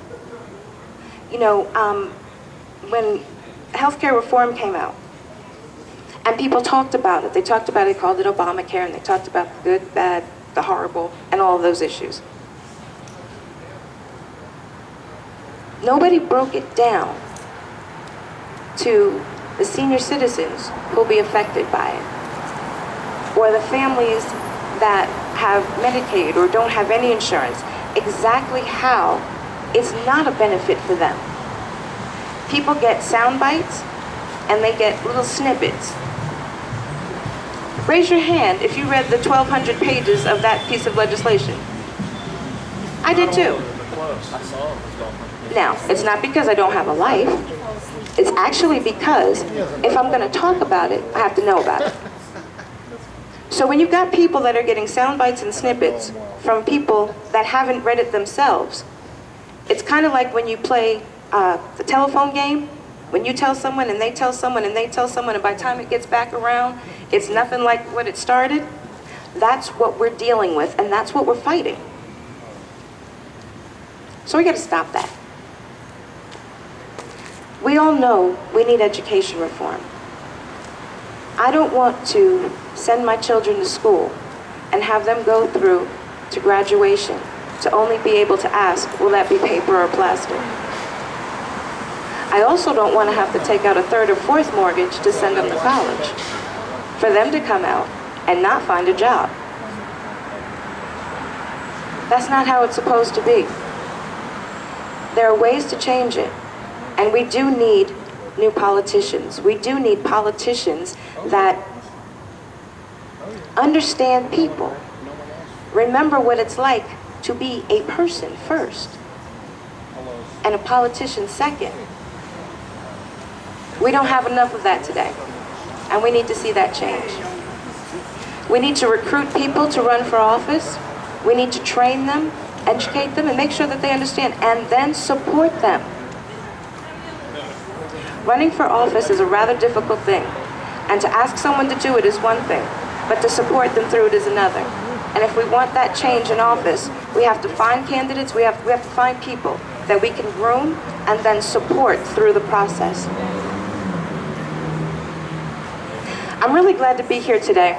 I don't know how many of you know, but this August marks 50 years since Martin Luther King's March on Washington. How many knew that? Awesome. And here we are again, still looking for some of the same issues, and people don't seem to understand the spin to make you look in a different direction other than where the problem actually is. And the problem is with those we allow to be elected and say they represent us and don't have a clue who we are or what we stand for. Or worse, the ones that say they understand who we are, what we stand for, until the day after they're sworn in. We can no longer allow that. We can't. We've got to get back to basics, core values. Parents being parents, preachers being preachers. We've got to get some education reform that actually makes sense. Teachers that teach, not just try to get you through a test so that the district keeps its money coming in from the state, but so that the kids are actually learning. We need tax reform, we need healthcare reform, we need a lot of things. And the only way we're going to get to them is if we stop saying something and start doing something. Whether that's running for office, whether that's challenging whoever represents you in your district, whether it's writing an op-ed piece repeatedly, whatever it is. We won't see change until we make that change happen. In closing, I'd like to leave you with a couple of really quick thoughts. Martin Luther King stood for freedom. He stood for protest, but peaceful protest. He stood for making a change. And I think that if we could find more people that understood the concepts of a Martin Luther King, or going back further, Frederick Douglass, or going back to an Abe Lincoln, or just some of the founding fathers, some of the folks that have said things and taught us things that are still with us today, we'd be in a much better place. Can't take the shortcut anymore. Can't take the easy road anymore. We have to put in the work. We have to find people that are willing to represent us and put in the work. All things are possible. It's just a matter of how bad you really want it. Thank you.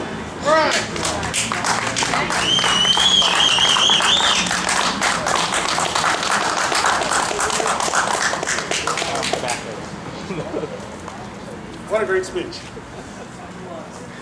Okay. I just want to say one thing with Pastor Shannon Wright. We had a great discussion, was it yesterday? Yes. And she's definitely in support of going into the city areas like Camden, North Jersey City, and really bringing freedom. And we need individuals like herself that has the knowledge and education and has the freedom, understanding of what freedom is all about. And she has God with her. So that's definitely is important. That she is not afraid as a woman, as an African American woman, but as a woman to speak her mind. Oh, yes. And that's so important. Oh, right back. Yeah.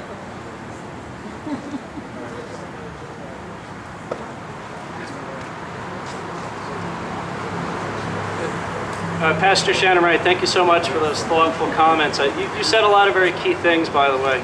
And I did take some notes because that's what I like to do. I want to make a comment on the health care bill. I don't care who you are, if you say you've read the bill and that you completely understand it. I'm not really buying it, because within that bill are references to tens of thousands, if not hundreds of thousands, of other pages that have legal jargon on it. And I don't think it's possible for the human mind to comprehend how comprehensive that bill has become. The bottom line is, like my comments with the IRS, if you can't do it in one page, there's something wrong. Because the average common person needs to be able to do it. And if they can't, then that is not freedom. One other comment is, freedom is opportunity. Without freedom, there is no opportunity. And the fact is that too many individuals who live in our cities today don't have the opportunity because they don't really have true freedom.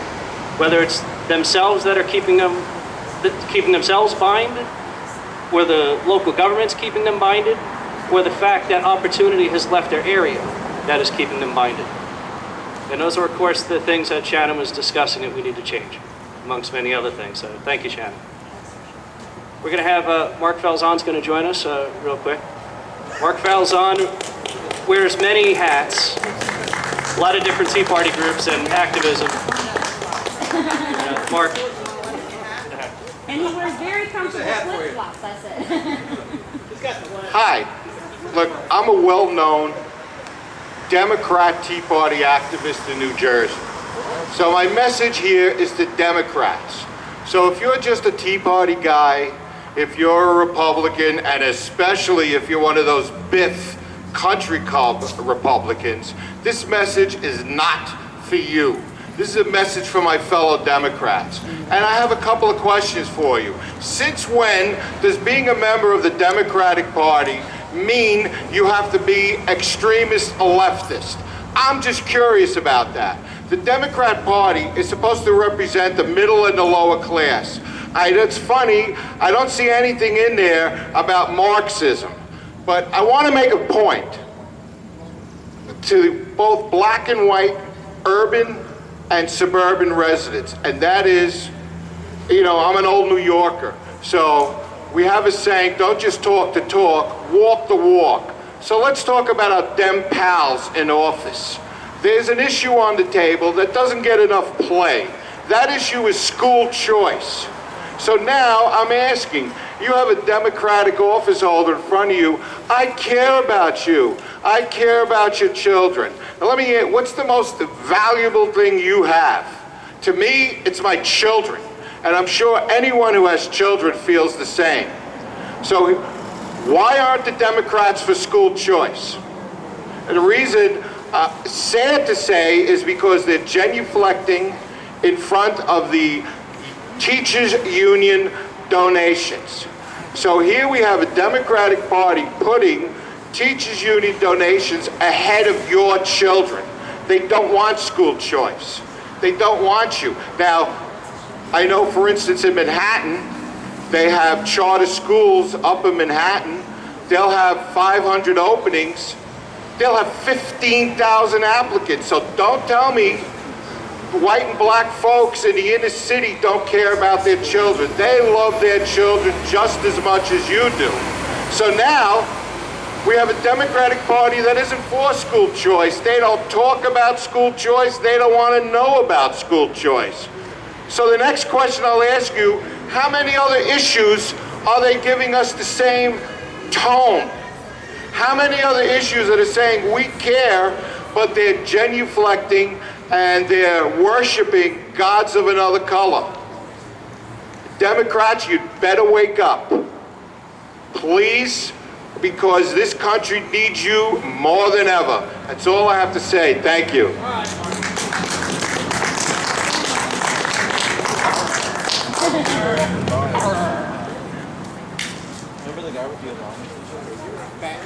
Thank you, Mark. Okay, a few more quotes before we bring up our next speaker. There's only one kind of freedom, and that's individual liberty. Our lives come from our Creator, and our liberty comes from our Creator. It has nothing to do with government granting it. Ron Paul. I know of no country in which there is so little independence of mind and real freedom of discussion as in America. Now, that was said a long time ago by Alexis de Tocqueville. I wish it were true today. One more. History suggests that capitalism is a necessary condition for political freedom. Clearly, it is not a sufficient condition. Milton Friedman. All of these ideas, all great people, by the way. They're activists for free markets, capitalist principles, liberty, freedom, all the things that we were founded upon, but that we're struggling with today. As Mark pointed out, you have an entire party. You know, if you go back 20 years ago, a lot of us may have agreed with the average Democrat. because they weren't so extreme. And I view it as like there's been such a fundamental shift that I find that the majority of Republicans are where Democrats were 10 or 20 years ago. And so when they call us extreme for believing in things like choice, and I don't mean abortion choice, I mean the choice to paint your house the color you'd like, to send a child that you are responsible for to the school that you wish to. Think about the simple choices in life which are taken away from us. It's just, we are flawed today. And that's what is in such disrepair, and that's why we have all of us here and so many good people who are working towards a better goal. But the fact is, and Mark, you brought up a great point, there aren't enough Republicans to fix it. There aren't enough just Democrats to fix it. And there aren't enough independents to fix it. But there's certainly enough Americans to fix it. Back to the unity theme, by the way. And so all the different philosophies need to put aside their differences and think about the best interests of their future generations, the current generations, and first and foremost, the United States of America. We have Paul Duggan is joining us, and I'd like to introduce him as our next speaker. And thank you so much, Paul, for taking time out of your Saturday to do this. I want to thank everybody. I want to thank you for driving down. You know, when I drove down today, I had no idea what this was or who would be here. And it's not important as to who is here today. It's what you receive. Just to let you know who I am, you know, I'm an immigrant. You're sort of a minority within a minority within a minority. A legal immigrant. That came over in 1989, the right way, the legal way, and yet the only way. Born in Dublin, educated in Ireland, educated in Germany. My father served in the regular legal Irish army. My mother, British lady who drove an ambulance during the Blitz. They lived in pretty meager times. And I always had this desire to come to America. America for me was the land of plenty. The land where new was on the road, apart from its past, was on the way to a colorblind society. A society that didn't know any class, but a society that raised everybody up to achieve what in their hearts they could be. That was the motivation. It took me 30 years to get here. I had the process that I had to do. AIDS test, tuberculosis test. Signed that my parents were not in the Third Reich. Fingerprints, more paperwork. And above all, and this is what a lot of people don't understand when they talk about immigration, I had to sign papers that I would not become a ward of the state. Very interesting. And then I had to wait 5 years on doing what is called an apprentice Americanship, an apprenticeship. And in that apprenticeship, you keep you put your nose to the ground and you work and you work and you work. And then you do a civics test. You know what they asked me at my civics test? To name all 9 justices of the Supreme Court. I wonder if, to the constituency of the Gang of 8, have any semblance what it means. But the crowning of this beautiful experience was the recitation of my oath of citizenship. And when anybody asks you whether it's this immigration or that immigration or what politician we've got to give this money to this one, look them in the eye the next time you see them and ask them, Senator so, Congressman so, Assemblyman so, can you recite the oath of citizenship? And they'll say, what's that? Well, I'll tell you something what it is. Put my hand on a Bible. And I swore to renounce all foreign kings, queens, and foreign potentates from whence I came. Then I swore to take up arms when lawfully required to protect the Constitution of the United States against all enemies, both foreign and domestic.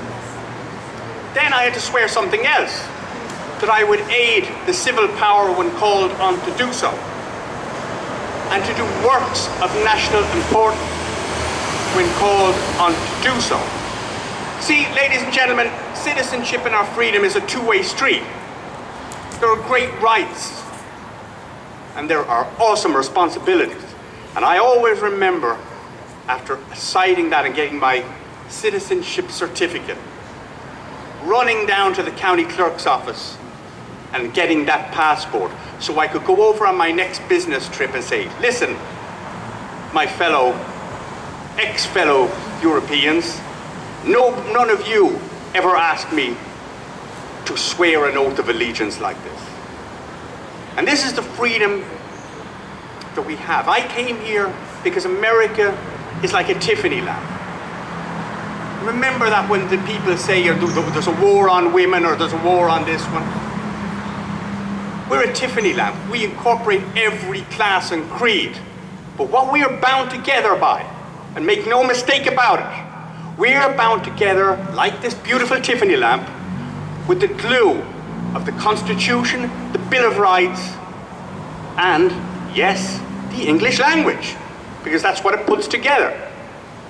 Now, the Constitution that I revere, that totally embrace, and the freedoms that I embrace, and this is the next time when your politician comes down and wants to slice and dice your freedom and your freedom. The Constitution that I read does not come with a little thing underneath it and says, terms and conditions apply.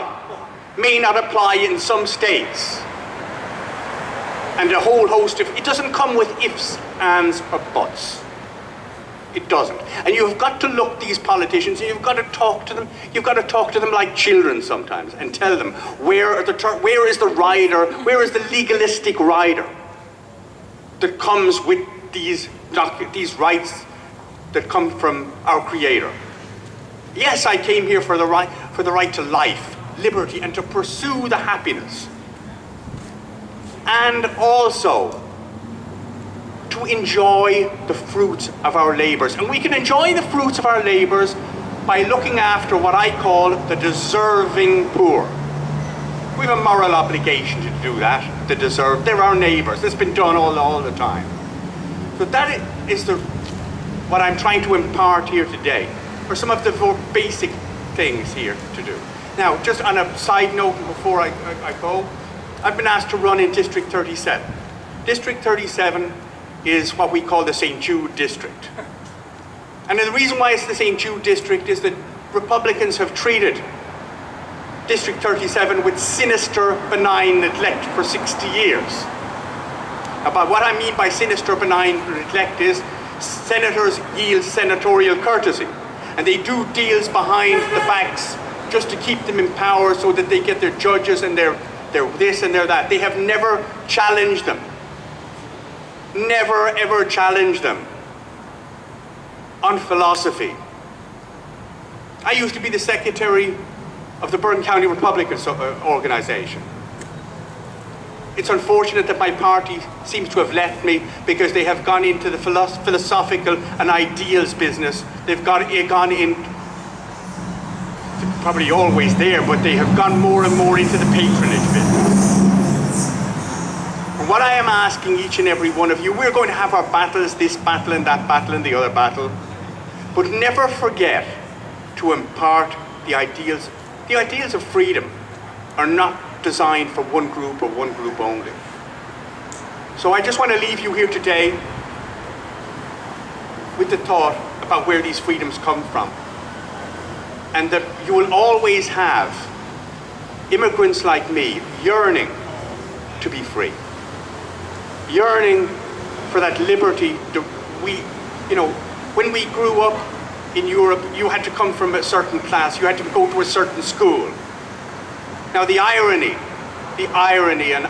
of everything that I say here is that since I did not emigrate here for the 99 cents cheeseburger, okay? I am telling and I'm warning everyone that the circle of liberty and prosperity that surrounds each and every one of you, when we wake up in the morning, it is getting slower and getting smaller by the minute, smaller by the day.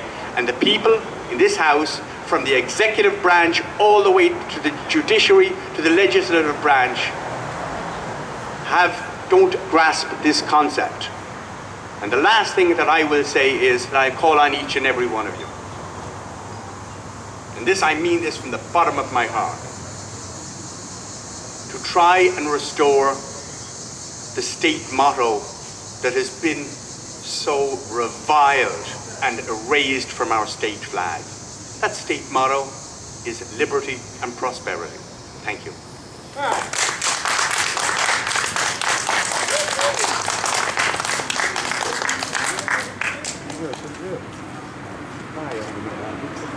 Thank you very much, Paul. Thanks.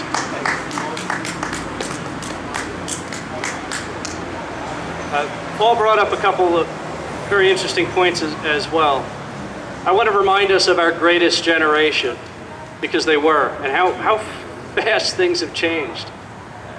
We went from the World War II generation, which fought two merciless powers to preserve the United States of America, and really the world, if you will.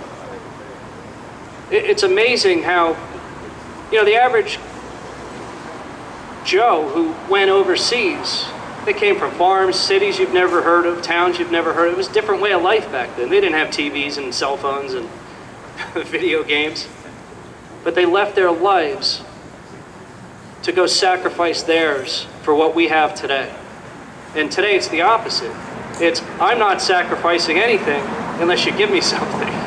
And even then, I have to get the better deal. It's a different way of thought, and we need to go back. The other thing is, on the immigration, I appreciate that Paul comes from another land, and interesting story, a personal note. I was married and getting married again very soon. I married a liberal, yes, I know it was a big mistake, but, and I was divorced. Because sometimes you just can't see eye to eye. I am marrying somebody who was born in St. Petersburg, Russia, and grew up in Latvia, but is now an American citizen here for many years, actually works for the Division of Children and Family Services, whatever they call it today. But she's also a psychologist and spends a lot of time working with families trying to repair their differences to preserve the family. And I say, my soon-to-be wife has done more for people in America than a lot of Americans do. And I'm very happy and excited for myself. But I never thought, if you asked me 10 years ago, would I be marrying a Russian? 10 years ago, right? Who, by the way, is more conservative and more of an American than the average communist socialist American of today. How the world has flipped. But just, because Paul mentioned the irony, and it is ironic. But anyway, I'm excited, and I'm going to have, where's Daryl? When Daryl gets off. We're going to introduce a person who's running for one of the most important offices in New Jersey here. And I just want to say a couple of comments on this before Daryl comes up and does the introduction. It's been a very long time, too long, since this state has had a senator who wasn't a Democrat. I'm not even going to say conservative, I'm not even going to throw labels out there. But let me remind you two things. We had a senator, or somebody who was running for re-election or for the office of Senate, who had some criminal issues years back, and he had to drop out of the race. And the Supreme Court in New Jersey said, we could violate the law and throw somebody else in his place because the people have to be represented. So the first question I have is, what about the millions of people in New Jersey who haven't, it's 40 years almost, 35 years, but it's pretty close to 40 years. How long do we have to go without being represented in the state of New Jersey? So I don't want to hear anything about not being represented. And then, I hope you're listening, Chris Christie. Why in the world, how did Menendez get his seat? Who became governor? He was a senator, became governor, and appointed somebody to a seat, but the current governor says, no, we can't do what the Democrats did, that's not right. What's good for the goose is good for everybody else, I say. Anyway, but we have one of the candidates here, and Daryl's going to introduce her. Hello. First of all, I'd like to thank all of y'all for showing up. This is very important. And now I want to say something. When I looked on some of the pages about Dr. Eck, there's like Dr. Eck. I was like, who is this Dr. Eck? And I talked to Barbara Gonzalez. She told me everything. You know how Barbara is. She's radical. She's radical. But she loves America. And if Barbara loves America and she tells me about Dr. Eck, I'm sure Dr. Eck loves America. She loves New Jersey. And it's so important that we support, especially a woman candidate. Definitely is important. And I, as myself, I ran for U.S. Senate not once, twice, but 3 times. And I'm the first person from Trenton to run for United States Senate. So I definitely understand it is hard, it is tough, it's a battle, and I definitely support you, not the other person, other candidate. I don't want to say it, person. But I think it's important that that people, when they talk about you, they say nothing but good things. It's important how you work in the community, definitely working with poor people, people that are struggling. That's important. We need candidates that understand things about everybody, and who has been working in the community, fighting with health care.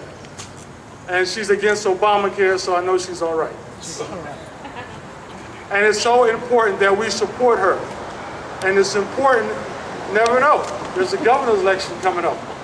We get that started. Oh yeah. Daryl for governor. No.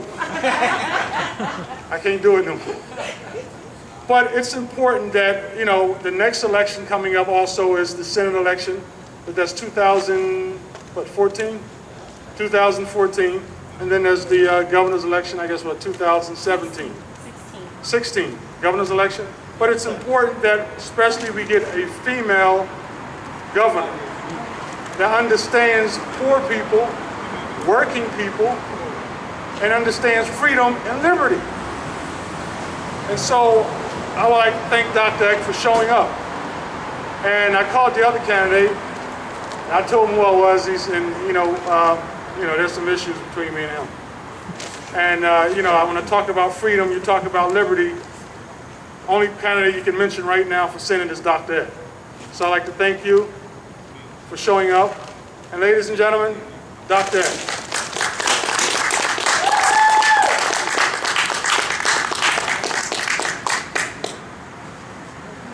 Thanks so much. It's a pleasure to be here. I would like to be the first woman senator from the state of New Jersey. The preamble to the Constitution talks about we, the people of the United States, in order to form a more perfect union, establish justice, ensure domestic tranquility, provide for the common defense, promote the general welfare, and secure the blessings of liberty to ourselves and our posterity.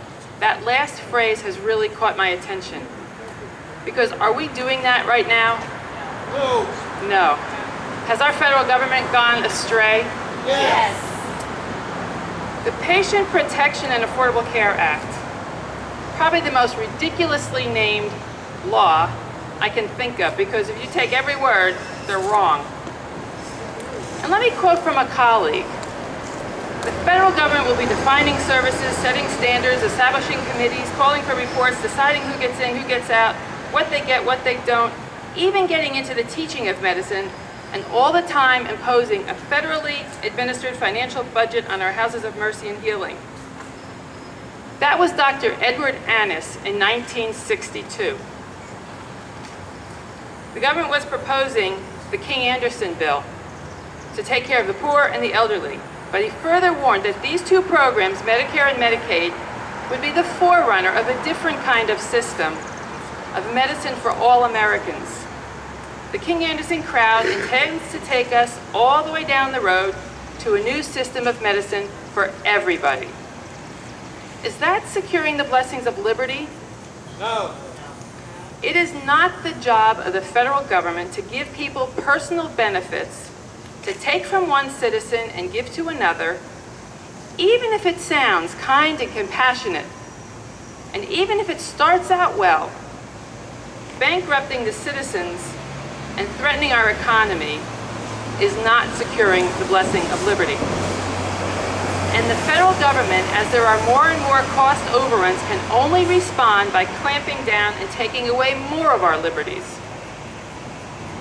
Look at the IRS scandals. Certain groups, certain ideas are given special scrutiny if they might be opposed to something the government might want to do. The IRS wants to administer Obamacare and send swarms of officers to harass its people and eat of their substance, as I quote from the Declaration of Independence. Then you got the NSA scandal. Personal emails are being corrected, all this private information. Well, isn't it ironic that these two phony scandals happened at the same time, and that they combine two elements that will form the data hub of Obamacare? Our personal records and our medical records and our financial records will all be scrutinized in this. And the absurdity of Obamacare is striking. The Obama administration wants to spend $700 million to promote the $2.6 trillion health plan, despite the fact that $23 million has already been spent and has not convinced the American people that it's going to be good for them. In fact, the IRS agents that are being committed to oversee this plan and to make it happen do not want to be forced to enroll in it. And also the the Congress and its staff does not want to be enrolled in it.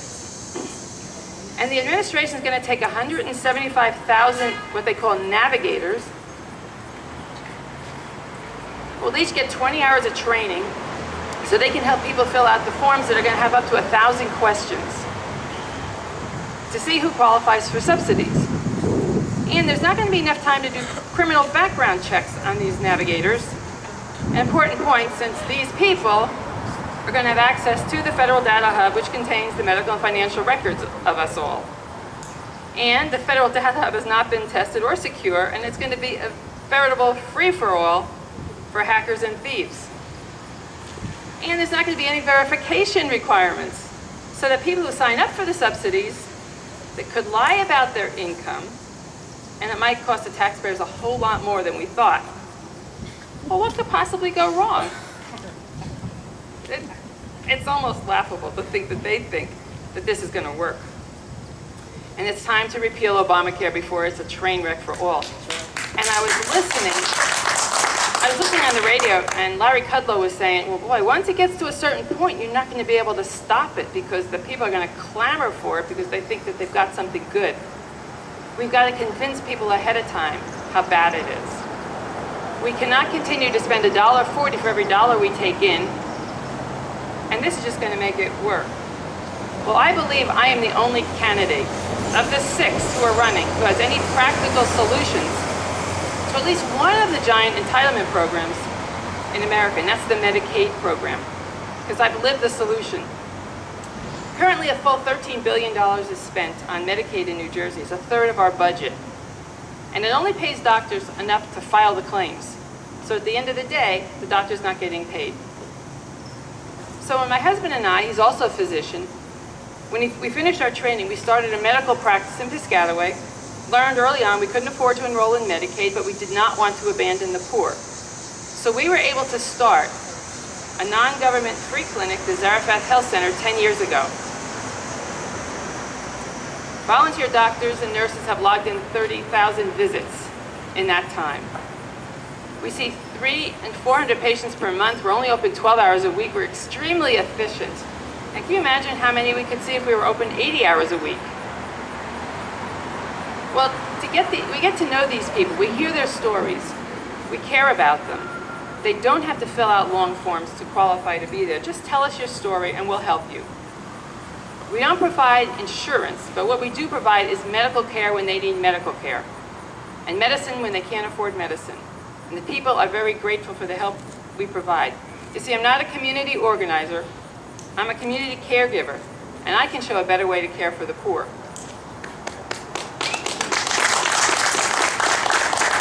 And we've learned that poverty is temporary most of the time. People, they're out of work, or they're single moms and the kids are growing, and it's just a temporary thing, and the lot can improve. They don't have to be trapped in a government program. We see prisoners who are released from prison and have no place to go. They can't get a job because they're considered felons. And then we see young people just out of college with a whole lot of debt, and they can't pay for medical care. And single moms with sick kids and diabetics, we give them their medicines, we give their medicine for high blood pressure. We see people from as far away as Newark, New Jersey, and the people can't find similar care in their own city.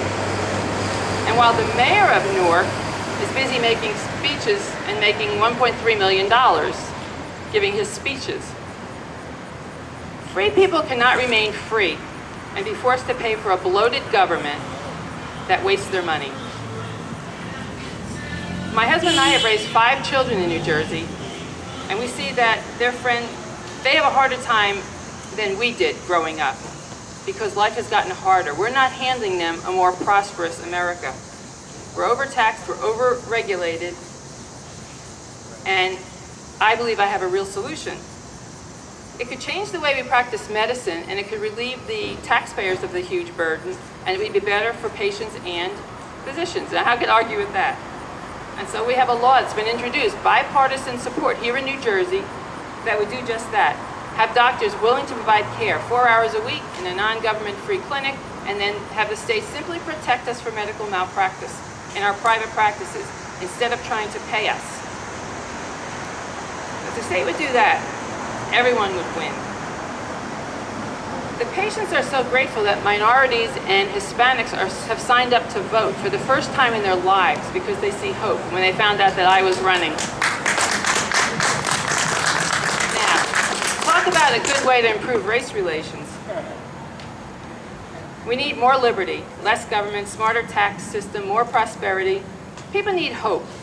And let me tell you, more government programs do not provide hope for the people. It's a trap. I went to the NAACP meeting last week, and I spoke with them and told them that I'm a Frederick Douglass Republican. Like Frederick Douglass back, you can tell me over there, who was Frederick Douglass? He was a freed slave at the time of Abraham Lincoln, and he believed in the Constitution, he was pro-life, he believed in smaller government and personal responsibility. Those are the 4 tenets that I think we can convince every American is the best way to live, the best way to be an American. And the key is we want to get our people back on their feet so they can be self-sufficient. So that is why I'm interested in running for the U.S. Senate. I want to repeal Obamacare, provide positive solutions statewide. I want to relieve the states of all the strings attached from the federal dollars that come back. That doesn't make any sense. We send it there in the first place. Why do we need all these strings attached and beg to get it back? Same thing with education. We just don't need that. Children need to have a backpack full of their tuition, and then they go and pick the best place to go to school. Parents love the kids the most, and they know the best where the kid can do well. Finally, if you do away with the yoke of oppression, with the pointing finger and malicious talk, and if you spend yourself on behalf of the hungry and satisfy the needs of the poor, then your light will shine in the darkness, and your night will become as noonday. Thank you. August 13th.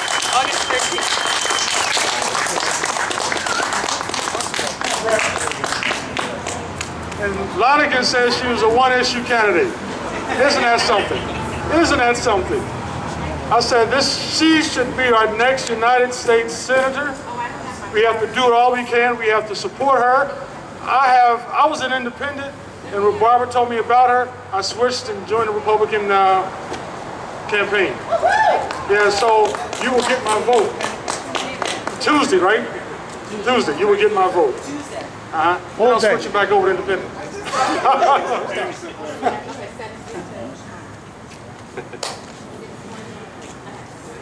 I have a few comments on healthcare and then one on the idea that somebody could be a single issue. But let us think about how they tried to pass the healthcare bill in the first place. They told us that it wouldn't be a tax, and yet there's endless amount of taxes that are components of the healthcare bill. But then the Supreme Court said that we're going to uphold the bill because it's only a tax, which is why the IRS is involved. It's no longer between a patient and a doctor, it's between the IRS and the government to tell the patient what they're going to get. It's what I would call bass backwards. The other thing is with healthcare, and this is the sad part, and Dr. Eck, by the way, I want to thank you for being a doctor and for taking care of people. I have 3 members of my family who are doctors. All 3 are retiring and none of their children are entering the profession because what government has done to healthcare in the United States. So someday, you're going to have politicians in front of us saying, we need to make illegal immigrants legal so we can have doctors to provide healthcare because Americans won't. But eventually we will get there. And it's sad because it's such a noble profession. And the fact is, and a good friend of mine, Congressman Phil Rowe from the great state of Tennessee, who I speak with almost every single week, and we discuss this all the time. It's all about the patient and the doctor, period. And the 2 things left out of the discussion in the healthcare bill, tort lawyers and the insurance companies. Everybody else got screwed. That's where the problem lies. Anyway, I wish you the best of luck, Dr. Eck. These 2, hopefully Bob is ready. These next 2 people I want to ask to both come up, even though Bob's going to be reading something for us. Yes. I want to personally thank for the activism Bob and Lynn Gordon, because for the 4 or 5 or 6 years, I don't know how long it is at this point. Bob, you ready? Come on up. Anytime you want. Well, come on up, both of you, please. I want to personally thank you. You know, you were supposedly, I think, retired, but now you're full-time. But you're full-time, aren't you? Yeah. I don't believe it because you're constantly working on the behalf of people. And both of you are. And I want to thank the BayShore Tea Party for the work that they all do. And all of you out there who are constantly supporting the BayShore Tea Party, whether you're a part of another Tea Party, whether it's the Jersey Shore, or the Mummel Tea Party, or Jackson, or East Jersey, yes, whatever. There's so many different groups. Raiders Tea Party, Joe Tea Party. But these 2 do an awful lot, and they spend a lot of the time, and they deserve our gratitude. And I want to personally thank them. Thank you.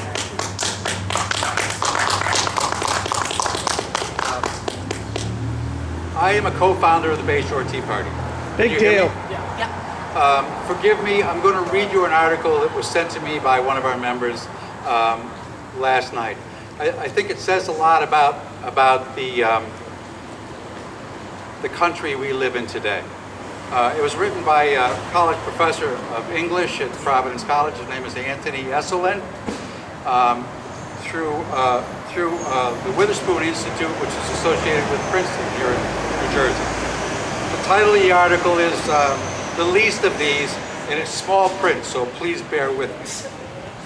Our government has failed to admit that its own selfishness is the root of many societal problems it has tried to address. In Philadelphia, about half of all students in 9th grade will graduate from high school. The dropout rate is especially high among black and Hispanic boys. President Obama's answer to this problem is typical of the left: compulsion. Make dropping out illegal. In other words, force boys who are learning nothing to remain where they are learning nothing, to help make sure that nobody else learns anything either. If they drop out anyway, turn them into criminals to be rounded up.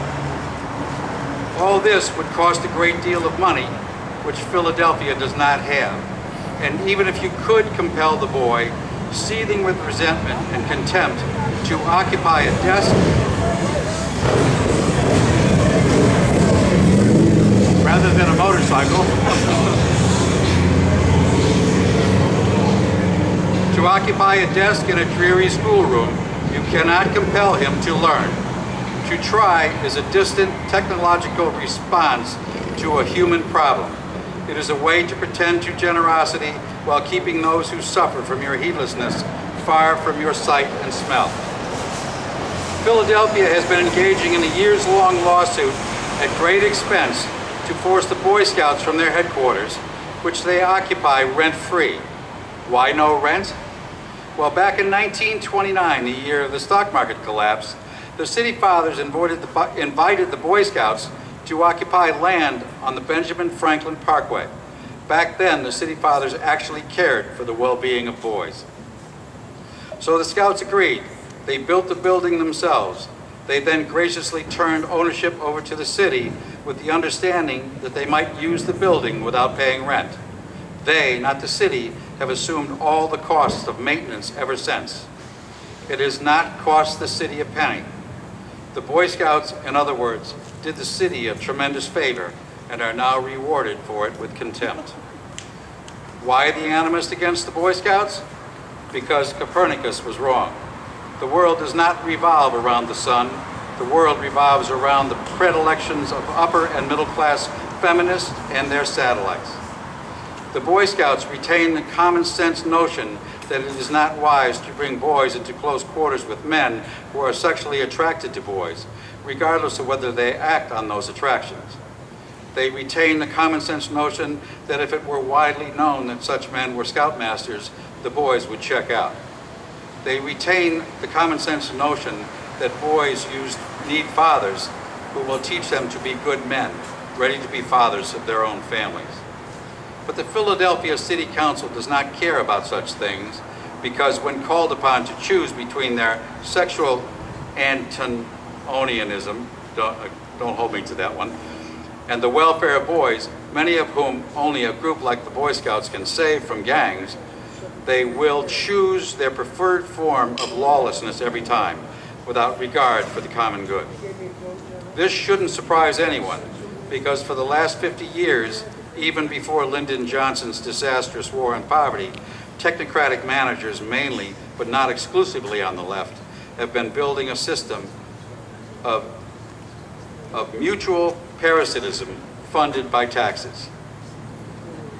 One group profits in power from the profligacy of the other, which it rewards with money confiscated from the general public. They thus gain millions of publicly funded jobs to manage the people whom their policies have corrupted, and they move far away from those people, assuaging their consciences by voting correctly and holding correct opinions. Their hands do not get dirty. What, on the dreadful day of doom, will that boy in Philadelphia say to the rich who have ignored him, or worse, who have profited by his confusion? I needed a good school, and you trapped me in a bad one, while you sent your own children elsewhere. When some people suggested a way for me to go to a Catholic school where I'd have a chance of learning something, you cried up the separation of church and state. You didn't actually believe that you would be setting up any church as a state institution. It is just that you hated the church a lot more than you loved me. I once lived in a real city neighborhood. The houses needed repair, so you called it a slum. You tore it down. Then you built housing projects with all the beauty and safety of a parking garage. When these became hotbeds of crime, you tore them down too. You declared a war on poverty, aimed at me, when you should have declared a war on vice, aimed first of all at yourselves. You love your vice more than you loved me. You could afford your vices, but I could not. Your vices made your lives, as you thought, more exciting. I did not have your cushion of wealth, so the same vices destroyed me. I was lonely, and you bought me a whore. My sisters were lonely, and you made them into whores. I needed the church, desperately, because when a man is poor, he must face his helplessness every day. But the church would restrain you. So at every chance you had, you derided religious faith, and thus you snatched from me my most loyal friend. I had no job, and you overtaxed the man who might have given me one. Then you gave the job to someone on the other side of the world, or you winked while men left their families thousands of miles away, crossing the border to work at low wages, and you yourselves hired them, and ducked the taxes that you yourselves established. In this way, you managed to do mayhem to two families at once. I was in prison and needed to learn a trade, but you teamed up with union bosses to make sure I would not. You gave me dull and useless classes in communication and television. I was clothed with the remnants of modesty and decency, and you stripped them from me. You praised bad men who celebrated violence in their music and hugged yourselves for your tolerance. My forebears lived on a farm, but your collusion with big business made it impossible for them to continue, not to mention your taxes on our land and our inheritances. When we moved to the cities, you moved away. I needed to learn to calculate, and you handed me a machine that would do it for me and prevent me from understanding what I was doing. I needed to learn to read and would have liked adventure tales for boys, but you gave me feminist propaganda or comic books. I needed a father, but you preferred your fun. You passed the laws that would reward my mother for not marrying my father. You hated marriage because marriage brings a man into a family, and marriage restrains. You winked and smiled while my mother brought a series of irresponsible men into my life, none of whom was my father. They were dangerous. When they grew violent, you herded them into your corral, which you called domestic violence. You refused to distinguish between husbands and these others. Thus did you continue to tear marriage down and subject me and mine to more of the violence you pretended to decry. I needed a father, and you gave me the gang leader selling crack cocaine. I needed a father, and you laughed and told me I didn't know what I was talking about. Then you gave me a prison trustee. I needed a coach to keep me in line during the difficult years, but you cut my teams and rosters. You called it fairness to my sisters and hugged yourselves for your enlightenment. I used to have a YMCA, but you turned it into a daycare center for people like you. I needed a father to show me how to love women, and you gave me porn. I once had virtue, the poor man's heritage, but you trained me in vice. I needed a mother, and you, having taken my father away, did your best to take my mother away also. You had your work as doctors and lawyers, but my mother worked as a cleaning woman in one of your office buildings. When I grew overweight from the junk you made, because she wasn't around to cook, you declared a war on obesity and profited by it. I needed a father. I always needed a father, and you turned your back on me and told me what you knew was a lie, that a mother or two mothers or a mother and a boyfriend would do just as well. When it didn't work out, you blamed everything but your own selfishness. I needed a father, and you were too busy with your sexual innovations to notice it. I needed a married mother and father, what every child needs, what every child has a right to, and you told me to go to hell. I went to hell, and have brought it back with me. Anthony Esselin, Professor of English, Providence College, Providence, Rhode Island. Probably got fired. It's kind of a grim story, but I think we all understand the truth of what it is that he's written about. And one of the things that Shannon talked about, some of the other speakers up here, is that we have to rebuild the families. And we have to go back to those families. And we have to rely on them. to steer this country away from the cliffs that it's standing on today. Thank you.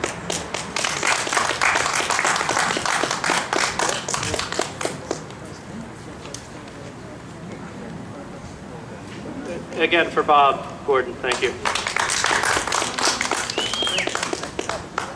It's actually an incredible, well-written story. Just sums up quite a bit, really.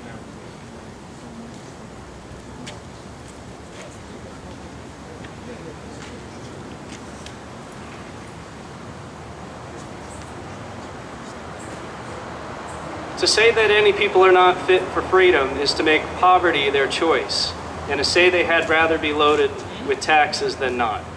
Thomas Paine.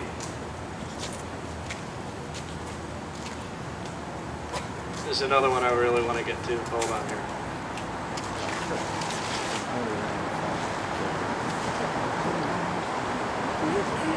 Most people do not really want freedom because freedom involves responsibility. And most people are frightened of responsibility. Sigmund Freud.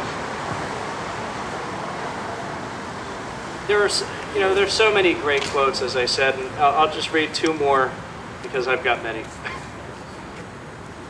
The framers of our Constitution meant we were to have freedom of religion, not freedom from religion, and that was Billy Graham.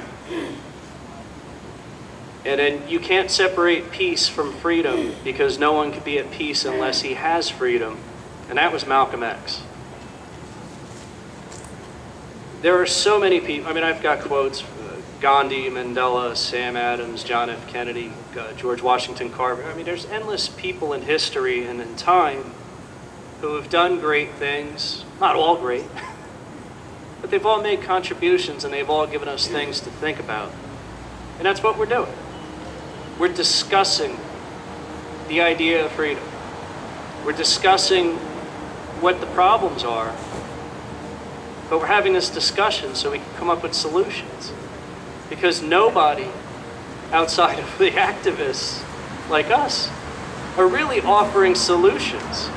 You get a lot of expensive propositions from government, but there's not one solution. And I want to point out something. My biggest concern about the health care bill is that it will never go away. Because Social Security is here, Medicare is here, Medicaid's. The only thing that has actually almost gone away is the fact that the greatest, biggest, powerful, most wonderful nation on earth cannot put a man in space. NASA has gone away. Now it's still there, it still has some funding, but they're more into religious relations than anything else today. It's a joke, but it's true. Which religion? It doesn't matter. Listen, the bottom line is, again, freedom isn't about division, freedom is about unity. And freedom is about opportunity. And just like the example of the family, unified family creates opportunity, which creates freedom. They all come hand in hand. And you can't take one thing away because it falls apart. You can't take religion out of the puzzle because then you have no moral grounding. You can't take money out of the equation because then you have no substance. You can't take your food sources away. You know, everything is important. It's just a matter to what degree. But the discussion and turning it to a positive instead of a negative. And actually, I have to say that anyone who's run for office or running for office came up here and they all said positive things. No attacks on any of their opponents, and I appreciate that. Because that's what debate is supposed to be about the issue. And each side shares their thought on an issue. And it's up to the voter to digest what they heard and pull a lever for the one that they believe in. And of course, we weigh all the different issues. And we say, I agree with this person on the most amount of issues. That is what a Republican form of democracy is. Because we're not a democracy. We are Republican. Anyway, without further ado, this gentleman, he's a businessman, and he has gone through the the endeavors, and an actor, of running for office, which is never easy. But he's experienced this, and I'm sure maybe he'll do it again someday. And of course, we'll support him again someday. Joe Rullo.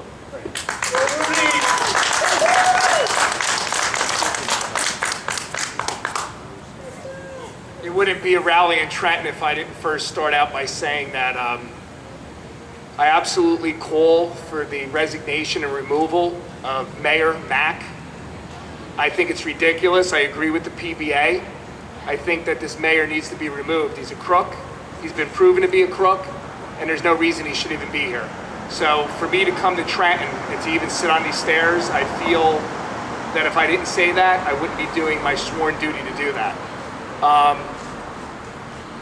I'm glad I came here. As everyone knows, I've been here several times. Bader has been here. I think Bader and I ran as the only two Senate candidates in the history of the United States that were texting each other and making jokes throughout the campaign, and actually used each other as almost psychological support for each other. But, you know, this is a big deal for me because, you know, I was going to run for U.S. Senator and absolutely had the petitions done for independent. Didn't agree with the $20 million price tag that was put on the elections, and I couldn't stomach it. And at the same time, you know, I still had to run as an independent and spend that money. But I saw someone that I know is not corrupt, somebody who's virgin to politics. I've always wanted a woman to be in office as a senator. Somebody who comes to the table with ideas, not just rhetoric and being against everything. And, you know, I'm really proud to say that I support Alieta Eck for U.S. Senate. I mean, really, enough to say that if she doesn't win the primary, that I would expect that if the other person loses, that you would run again, because I'm an actor and I have a pretty successful actor at this point, and I have contracts, and it's very difficult to say certain things because I'm an actor. And you know what? It's at that point where this type of business is very corrupt. And I've been around it since I've been 16 years old. And I remember going up the street and saying, you know what? I just tried to stop buses from going through uncontrolled intersections when I was vice president of my senior class. And the Democrats recruited me when I was a boy to run for mayor. Now, I thought that I would help by like bringing stop signs and, you know, helping with flooding, and how I could help all these people with just all these different problems. And I find out that it's all about, if the Democrats get in, the attorneys get their jobs, and all of the professionals. And the same thing with the Republican Party. And Alieta's virgin to this stuff. Pure. You don't have that too much. I'll be honest with you, when I used to go to some of these events, and anyone who knows me knows that, you know, I have on my roto dial the FBI. If somebody tries to bribe me, they get a phone call, and the poor person doesn't realize it until they're busted. And this is an industry that has become almost, it is organized crime, because organized crime is not organized. It's not organized like with laws. What I wanted to talk about real quick was, I think there's a new concept in America, and it's called Obamaism. And if you remember in the 50s, there was a thing called McCarthyism, and McCarthyism labeled people as treasonous, traitors, and McCarthy had everything from the FBI, and I don't recall with the IRS, but if you ask the IRS right now, this is really scary, the link between Obamaism and McCarthyism, is that you're able to go with these federal level institutions and say this is the enemy. Now, there's actors and actresses that had their whole careers destroyed. There's senators and congressmen and mayors and councilmen that had their whole entire careers destroyed.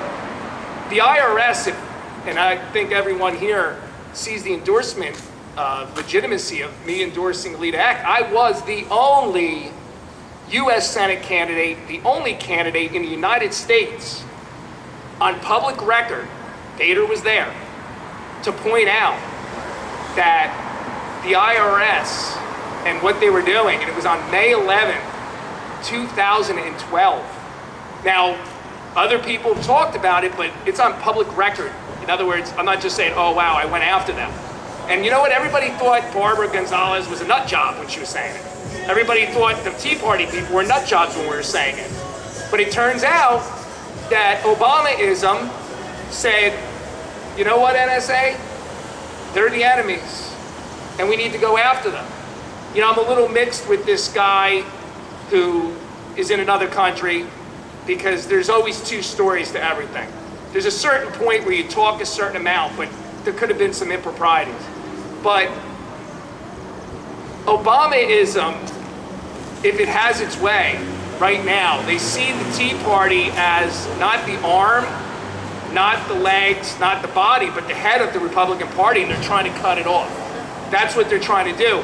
And if anybody thinks that Obama didn't have a meeting at one point and said, let's go after these Tea Party people because we need to re-elect my boy Biden, you're absolutely insane. I feel confident. Again, you know, I came to Trenton. It's very hot today. I can't wait till I take off these, and I got shorts underneath, and I'm going to Great Adventure because it's on the way back, and I put X signs all the way here and all the way back. But the bottom line is, you know, the reason I didn't run is because I feel the seat is being taken care of by someone who is going to take that torch, go in, and get a job done. And somebody who, if I text her, she's going to text back about the most mundane problem that isn't going to give her any benefit financially or any other way. You know, I think that the times that we're having, there's idiots in this country, and that's what they are, that haven't probably listened to any history lessons.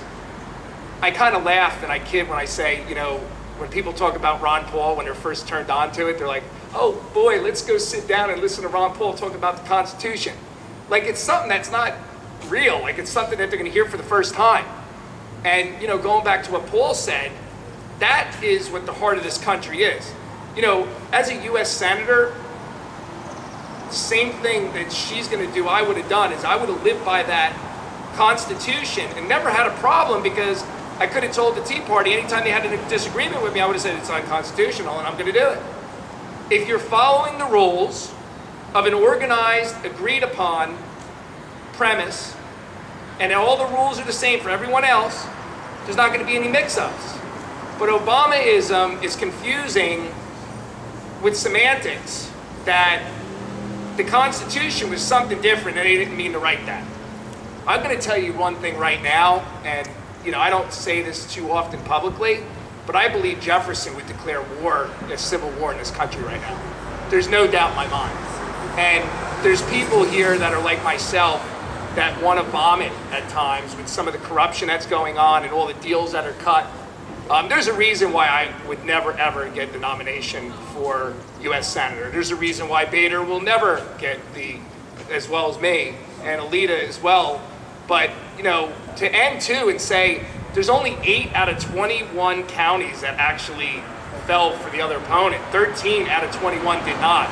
The governor of New Jersey, who's the mastermind of all politics and fortune telling, knew what's up this weekend, because him not endorsing Lonigan was the best thing he ever did on the planet Earth.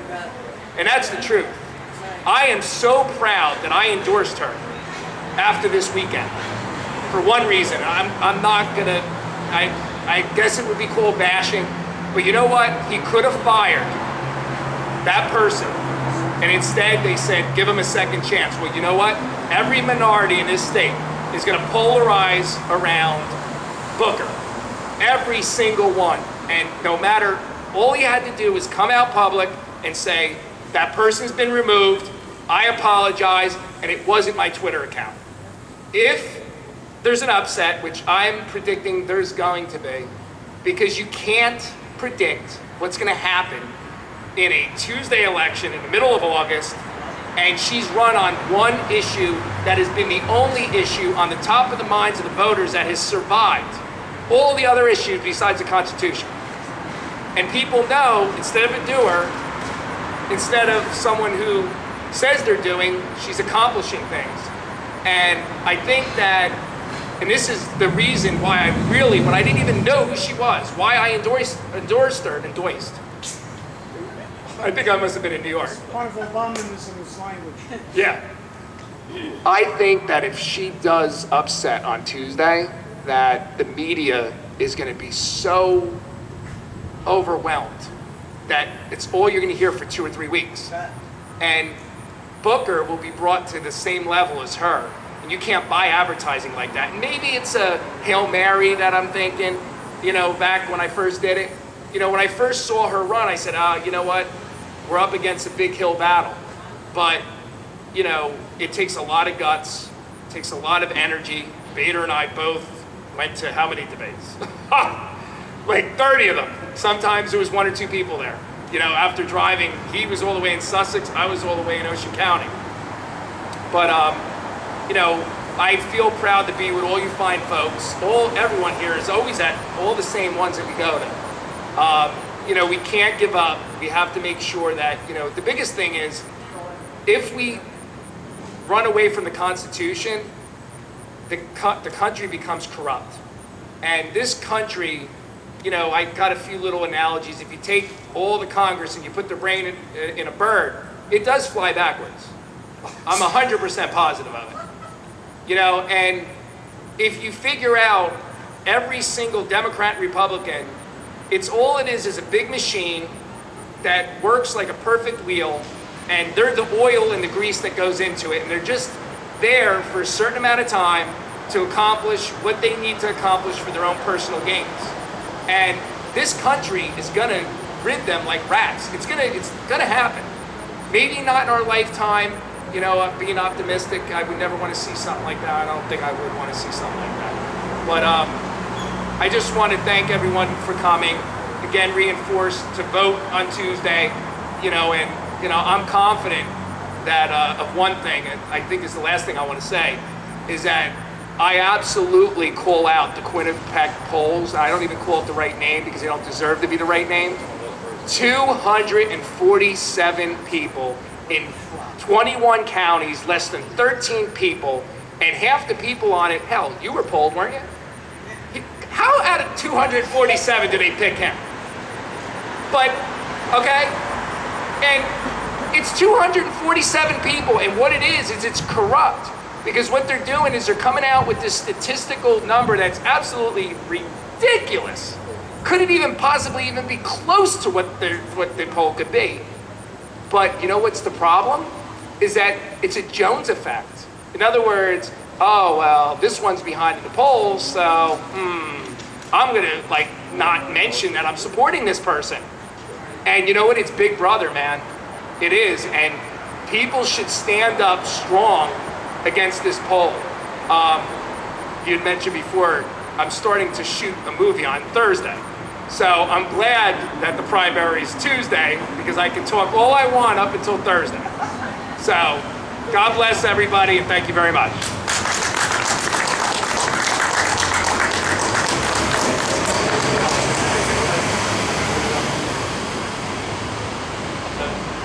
Yeah, I'll share a couple thoughts on the Quinnipiac poll. I receive a call, and quite honestly, usually when I get a call like that, I just say, I'm sorry, I'm not interested. But they asked some fairly reasonable questions, but they went back, who did you vote for this presidential election and governor and whatnot. And so here's the bottom line. I said I would be voting in the Senate race. I made it very clear that I just won't vote for a Democrat because I haven't seen one in decades that deserves my vote. And I certainly won't vote for Chris Christie because he doesn't deserve my vote either. And so they asked me different questions. One thing they said, well, how would you classify yourself? Are you black, Hispanic? I said, I'm a Native American. Now there's two funny, it's not funny, there's two thoughts behind it. A good friend of mine, James S. Robbins, he was formerly at the Washington Times, and he's an author. He's involved in a lot of think tanks, if you will. He's currently the deputy editor of RARE. If you go to rare.us. He's a great guy. It truly is. He's a true conservative. But he just wrote a book called Native Americans. And he's not talking about Indians. He's talking about what it means to be an American. And we're Native Americans. I'm not a black American. I'm not a white American. I'm not a, I'm a Native American. Because I was born here. And I believe in America. And my parents were born here. And my kids are born here. So we're Native Americans. Because this is my country. And the other thing is, I wasn't taught to look at, Daryl, I'm pointing you out because you're black. No, he's not. No, but Daryl, no, I want to say something. My parents never once told me to look at Daryl and say, he's different. And they never taught me to look at Bob and Lynn and say, they're different from Daryl. Daryl, you're a man. You were once a boy, a little boy, you grew up, but you're a man. But you're an American, you're a friend, you're a patriot. But there's absolutely no difference between the two of us. And I would never stand up here and try to talk down somebody who's either white, Hispanic, black, against another white, Hispanic, or black. Because it's ridiculous. We either have qualities within us, and then there's the things that we learn, or we don't. And if you want to have something, if you want to make more out of your life, then you go earn it. You build it. Remember the president said, we didn't build this? Well, you do build it. Because every little kid goes to school, and he only learns if he participates. You only keep a job if you show up and you work. Because eventually, even the worst of the worst get fired. Even the teachers eventually get sent somewhere. Out of the classroom. They still may get paid. They still may get their pensions. But they don't get to really keep their job. So all of us we got to keep plugging away. We got to keep selling liberty, and we got to keep defending liberty. And, hold on, let me find it here. One last quote. What about the poll? What happened? I told you about the poll. Yeah, finished. You just told me you're Native American. They asked me if I would vote for, who did I vote for? John Corzine and Chris Christie. And I said, I don't vote for criminals.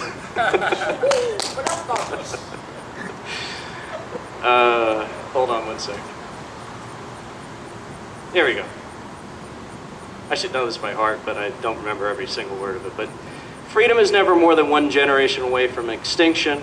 We didn't pass it to our children in the bloodstream. It must be fought for, protected, and handed on for them to do the same. And that is the only president that I have 100% respect for in my lifetime, and that is Ronald Reagan. And unfortunately, think about this. I want to go back to the Russian comment before.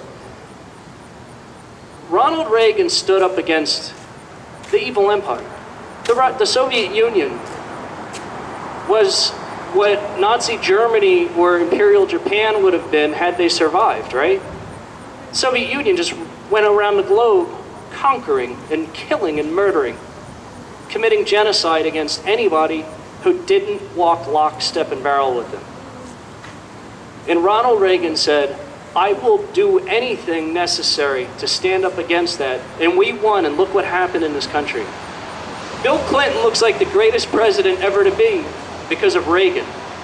The economics of Reagan stood around long enough for Bill Clinton to even look good. And then what happened? I respect George Bush as an individual. I think personally he's a decent, admirable guy. I think he made a lot of mistakes. Clinton made an awful lot of mistakes. Today, it's not just a mistake, it's a catastrophe. And it's not a Democrat-Republican thing. It is a unified walk off the cliff. And I truly believe this. Anything could be fixed. But if we don't unify the people of the United States, all people, to really truly stand up for the qualities that made her so great, the fools who lead us will forever destroy her. And you see the potential of China. You see Russia building up. You see a little too-big country called Iran may get a nuclear bomb, and you see the potential behind that. And instead of confronting those real live issues, we run from them today. We had a threat, we closed all of our embassies. Not all of them, but enough of them. That's a far cry from standing strong and showing that you're a world leader. It's just absolutely, it's not even leadership, it is hiding like a coward. And that is not my America. And it is certainly not your America. So, Daryl, thank you so much for putting all this together. And thank all of you for being here. Dr. Eck, I wish you, I truly do, I wish you success. I wish you the best of luck. I hope that there's a good result for you. And I hope that, not just for you, I hope that the state of New Jersey gets what she deserves. And that is representation. Because we haven't had it in a very long time. And that's all we want. The government to represent us where they should, and for us to represent us where we should. Anyway, thank you all. We'll see you at the next one.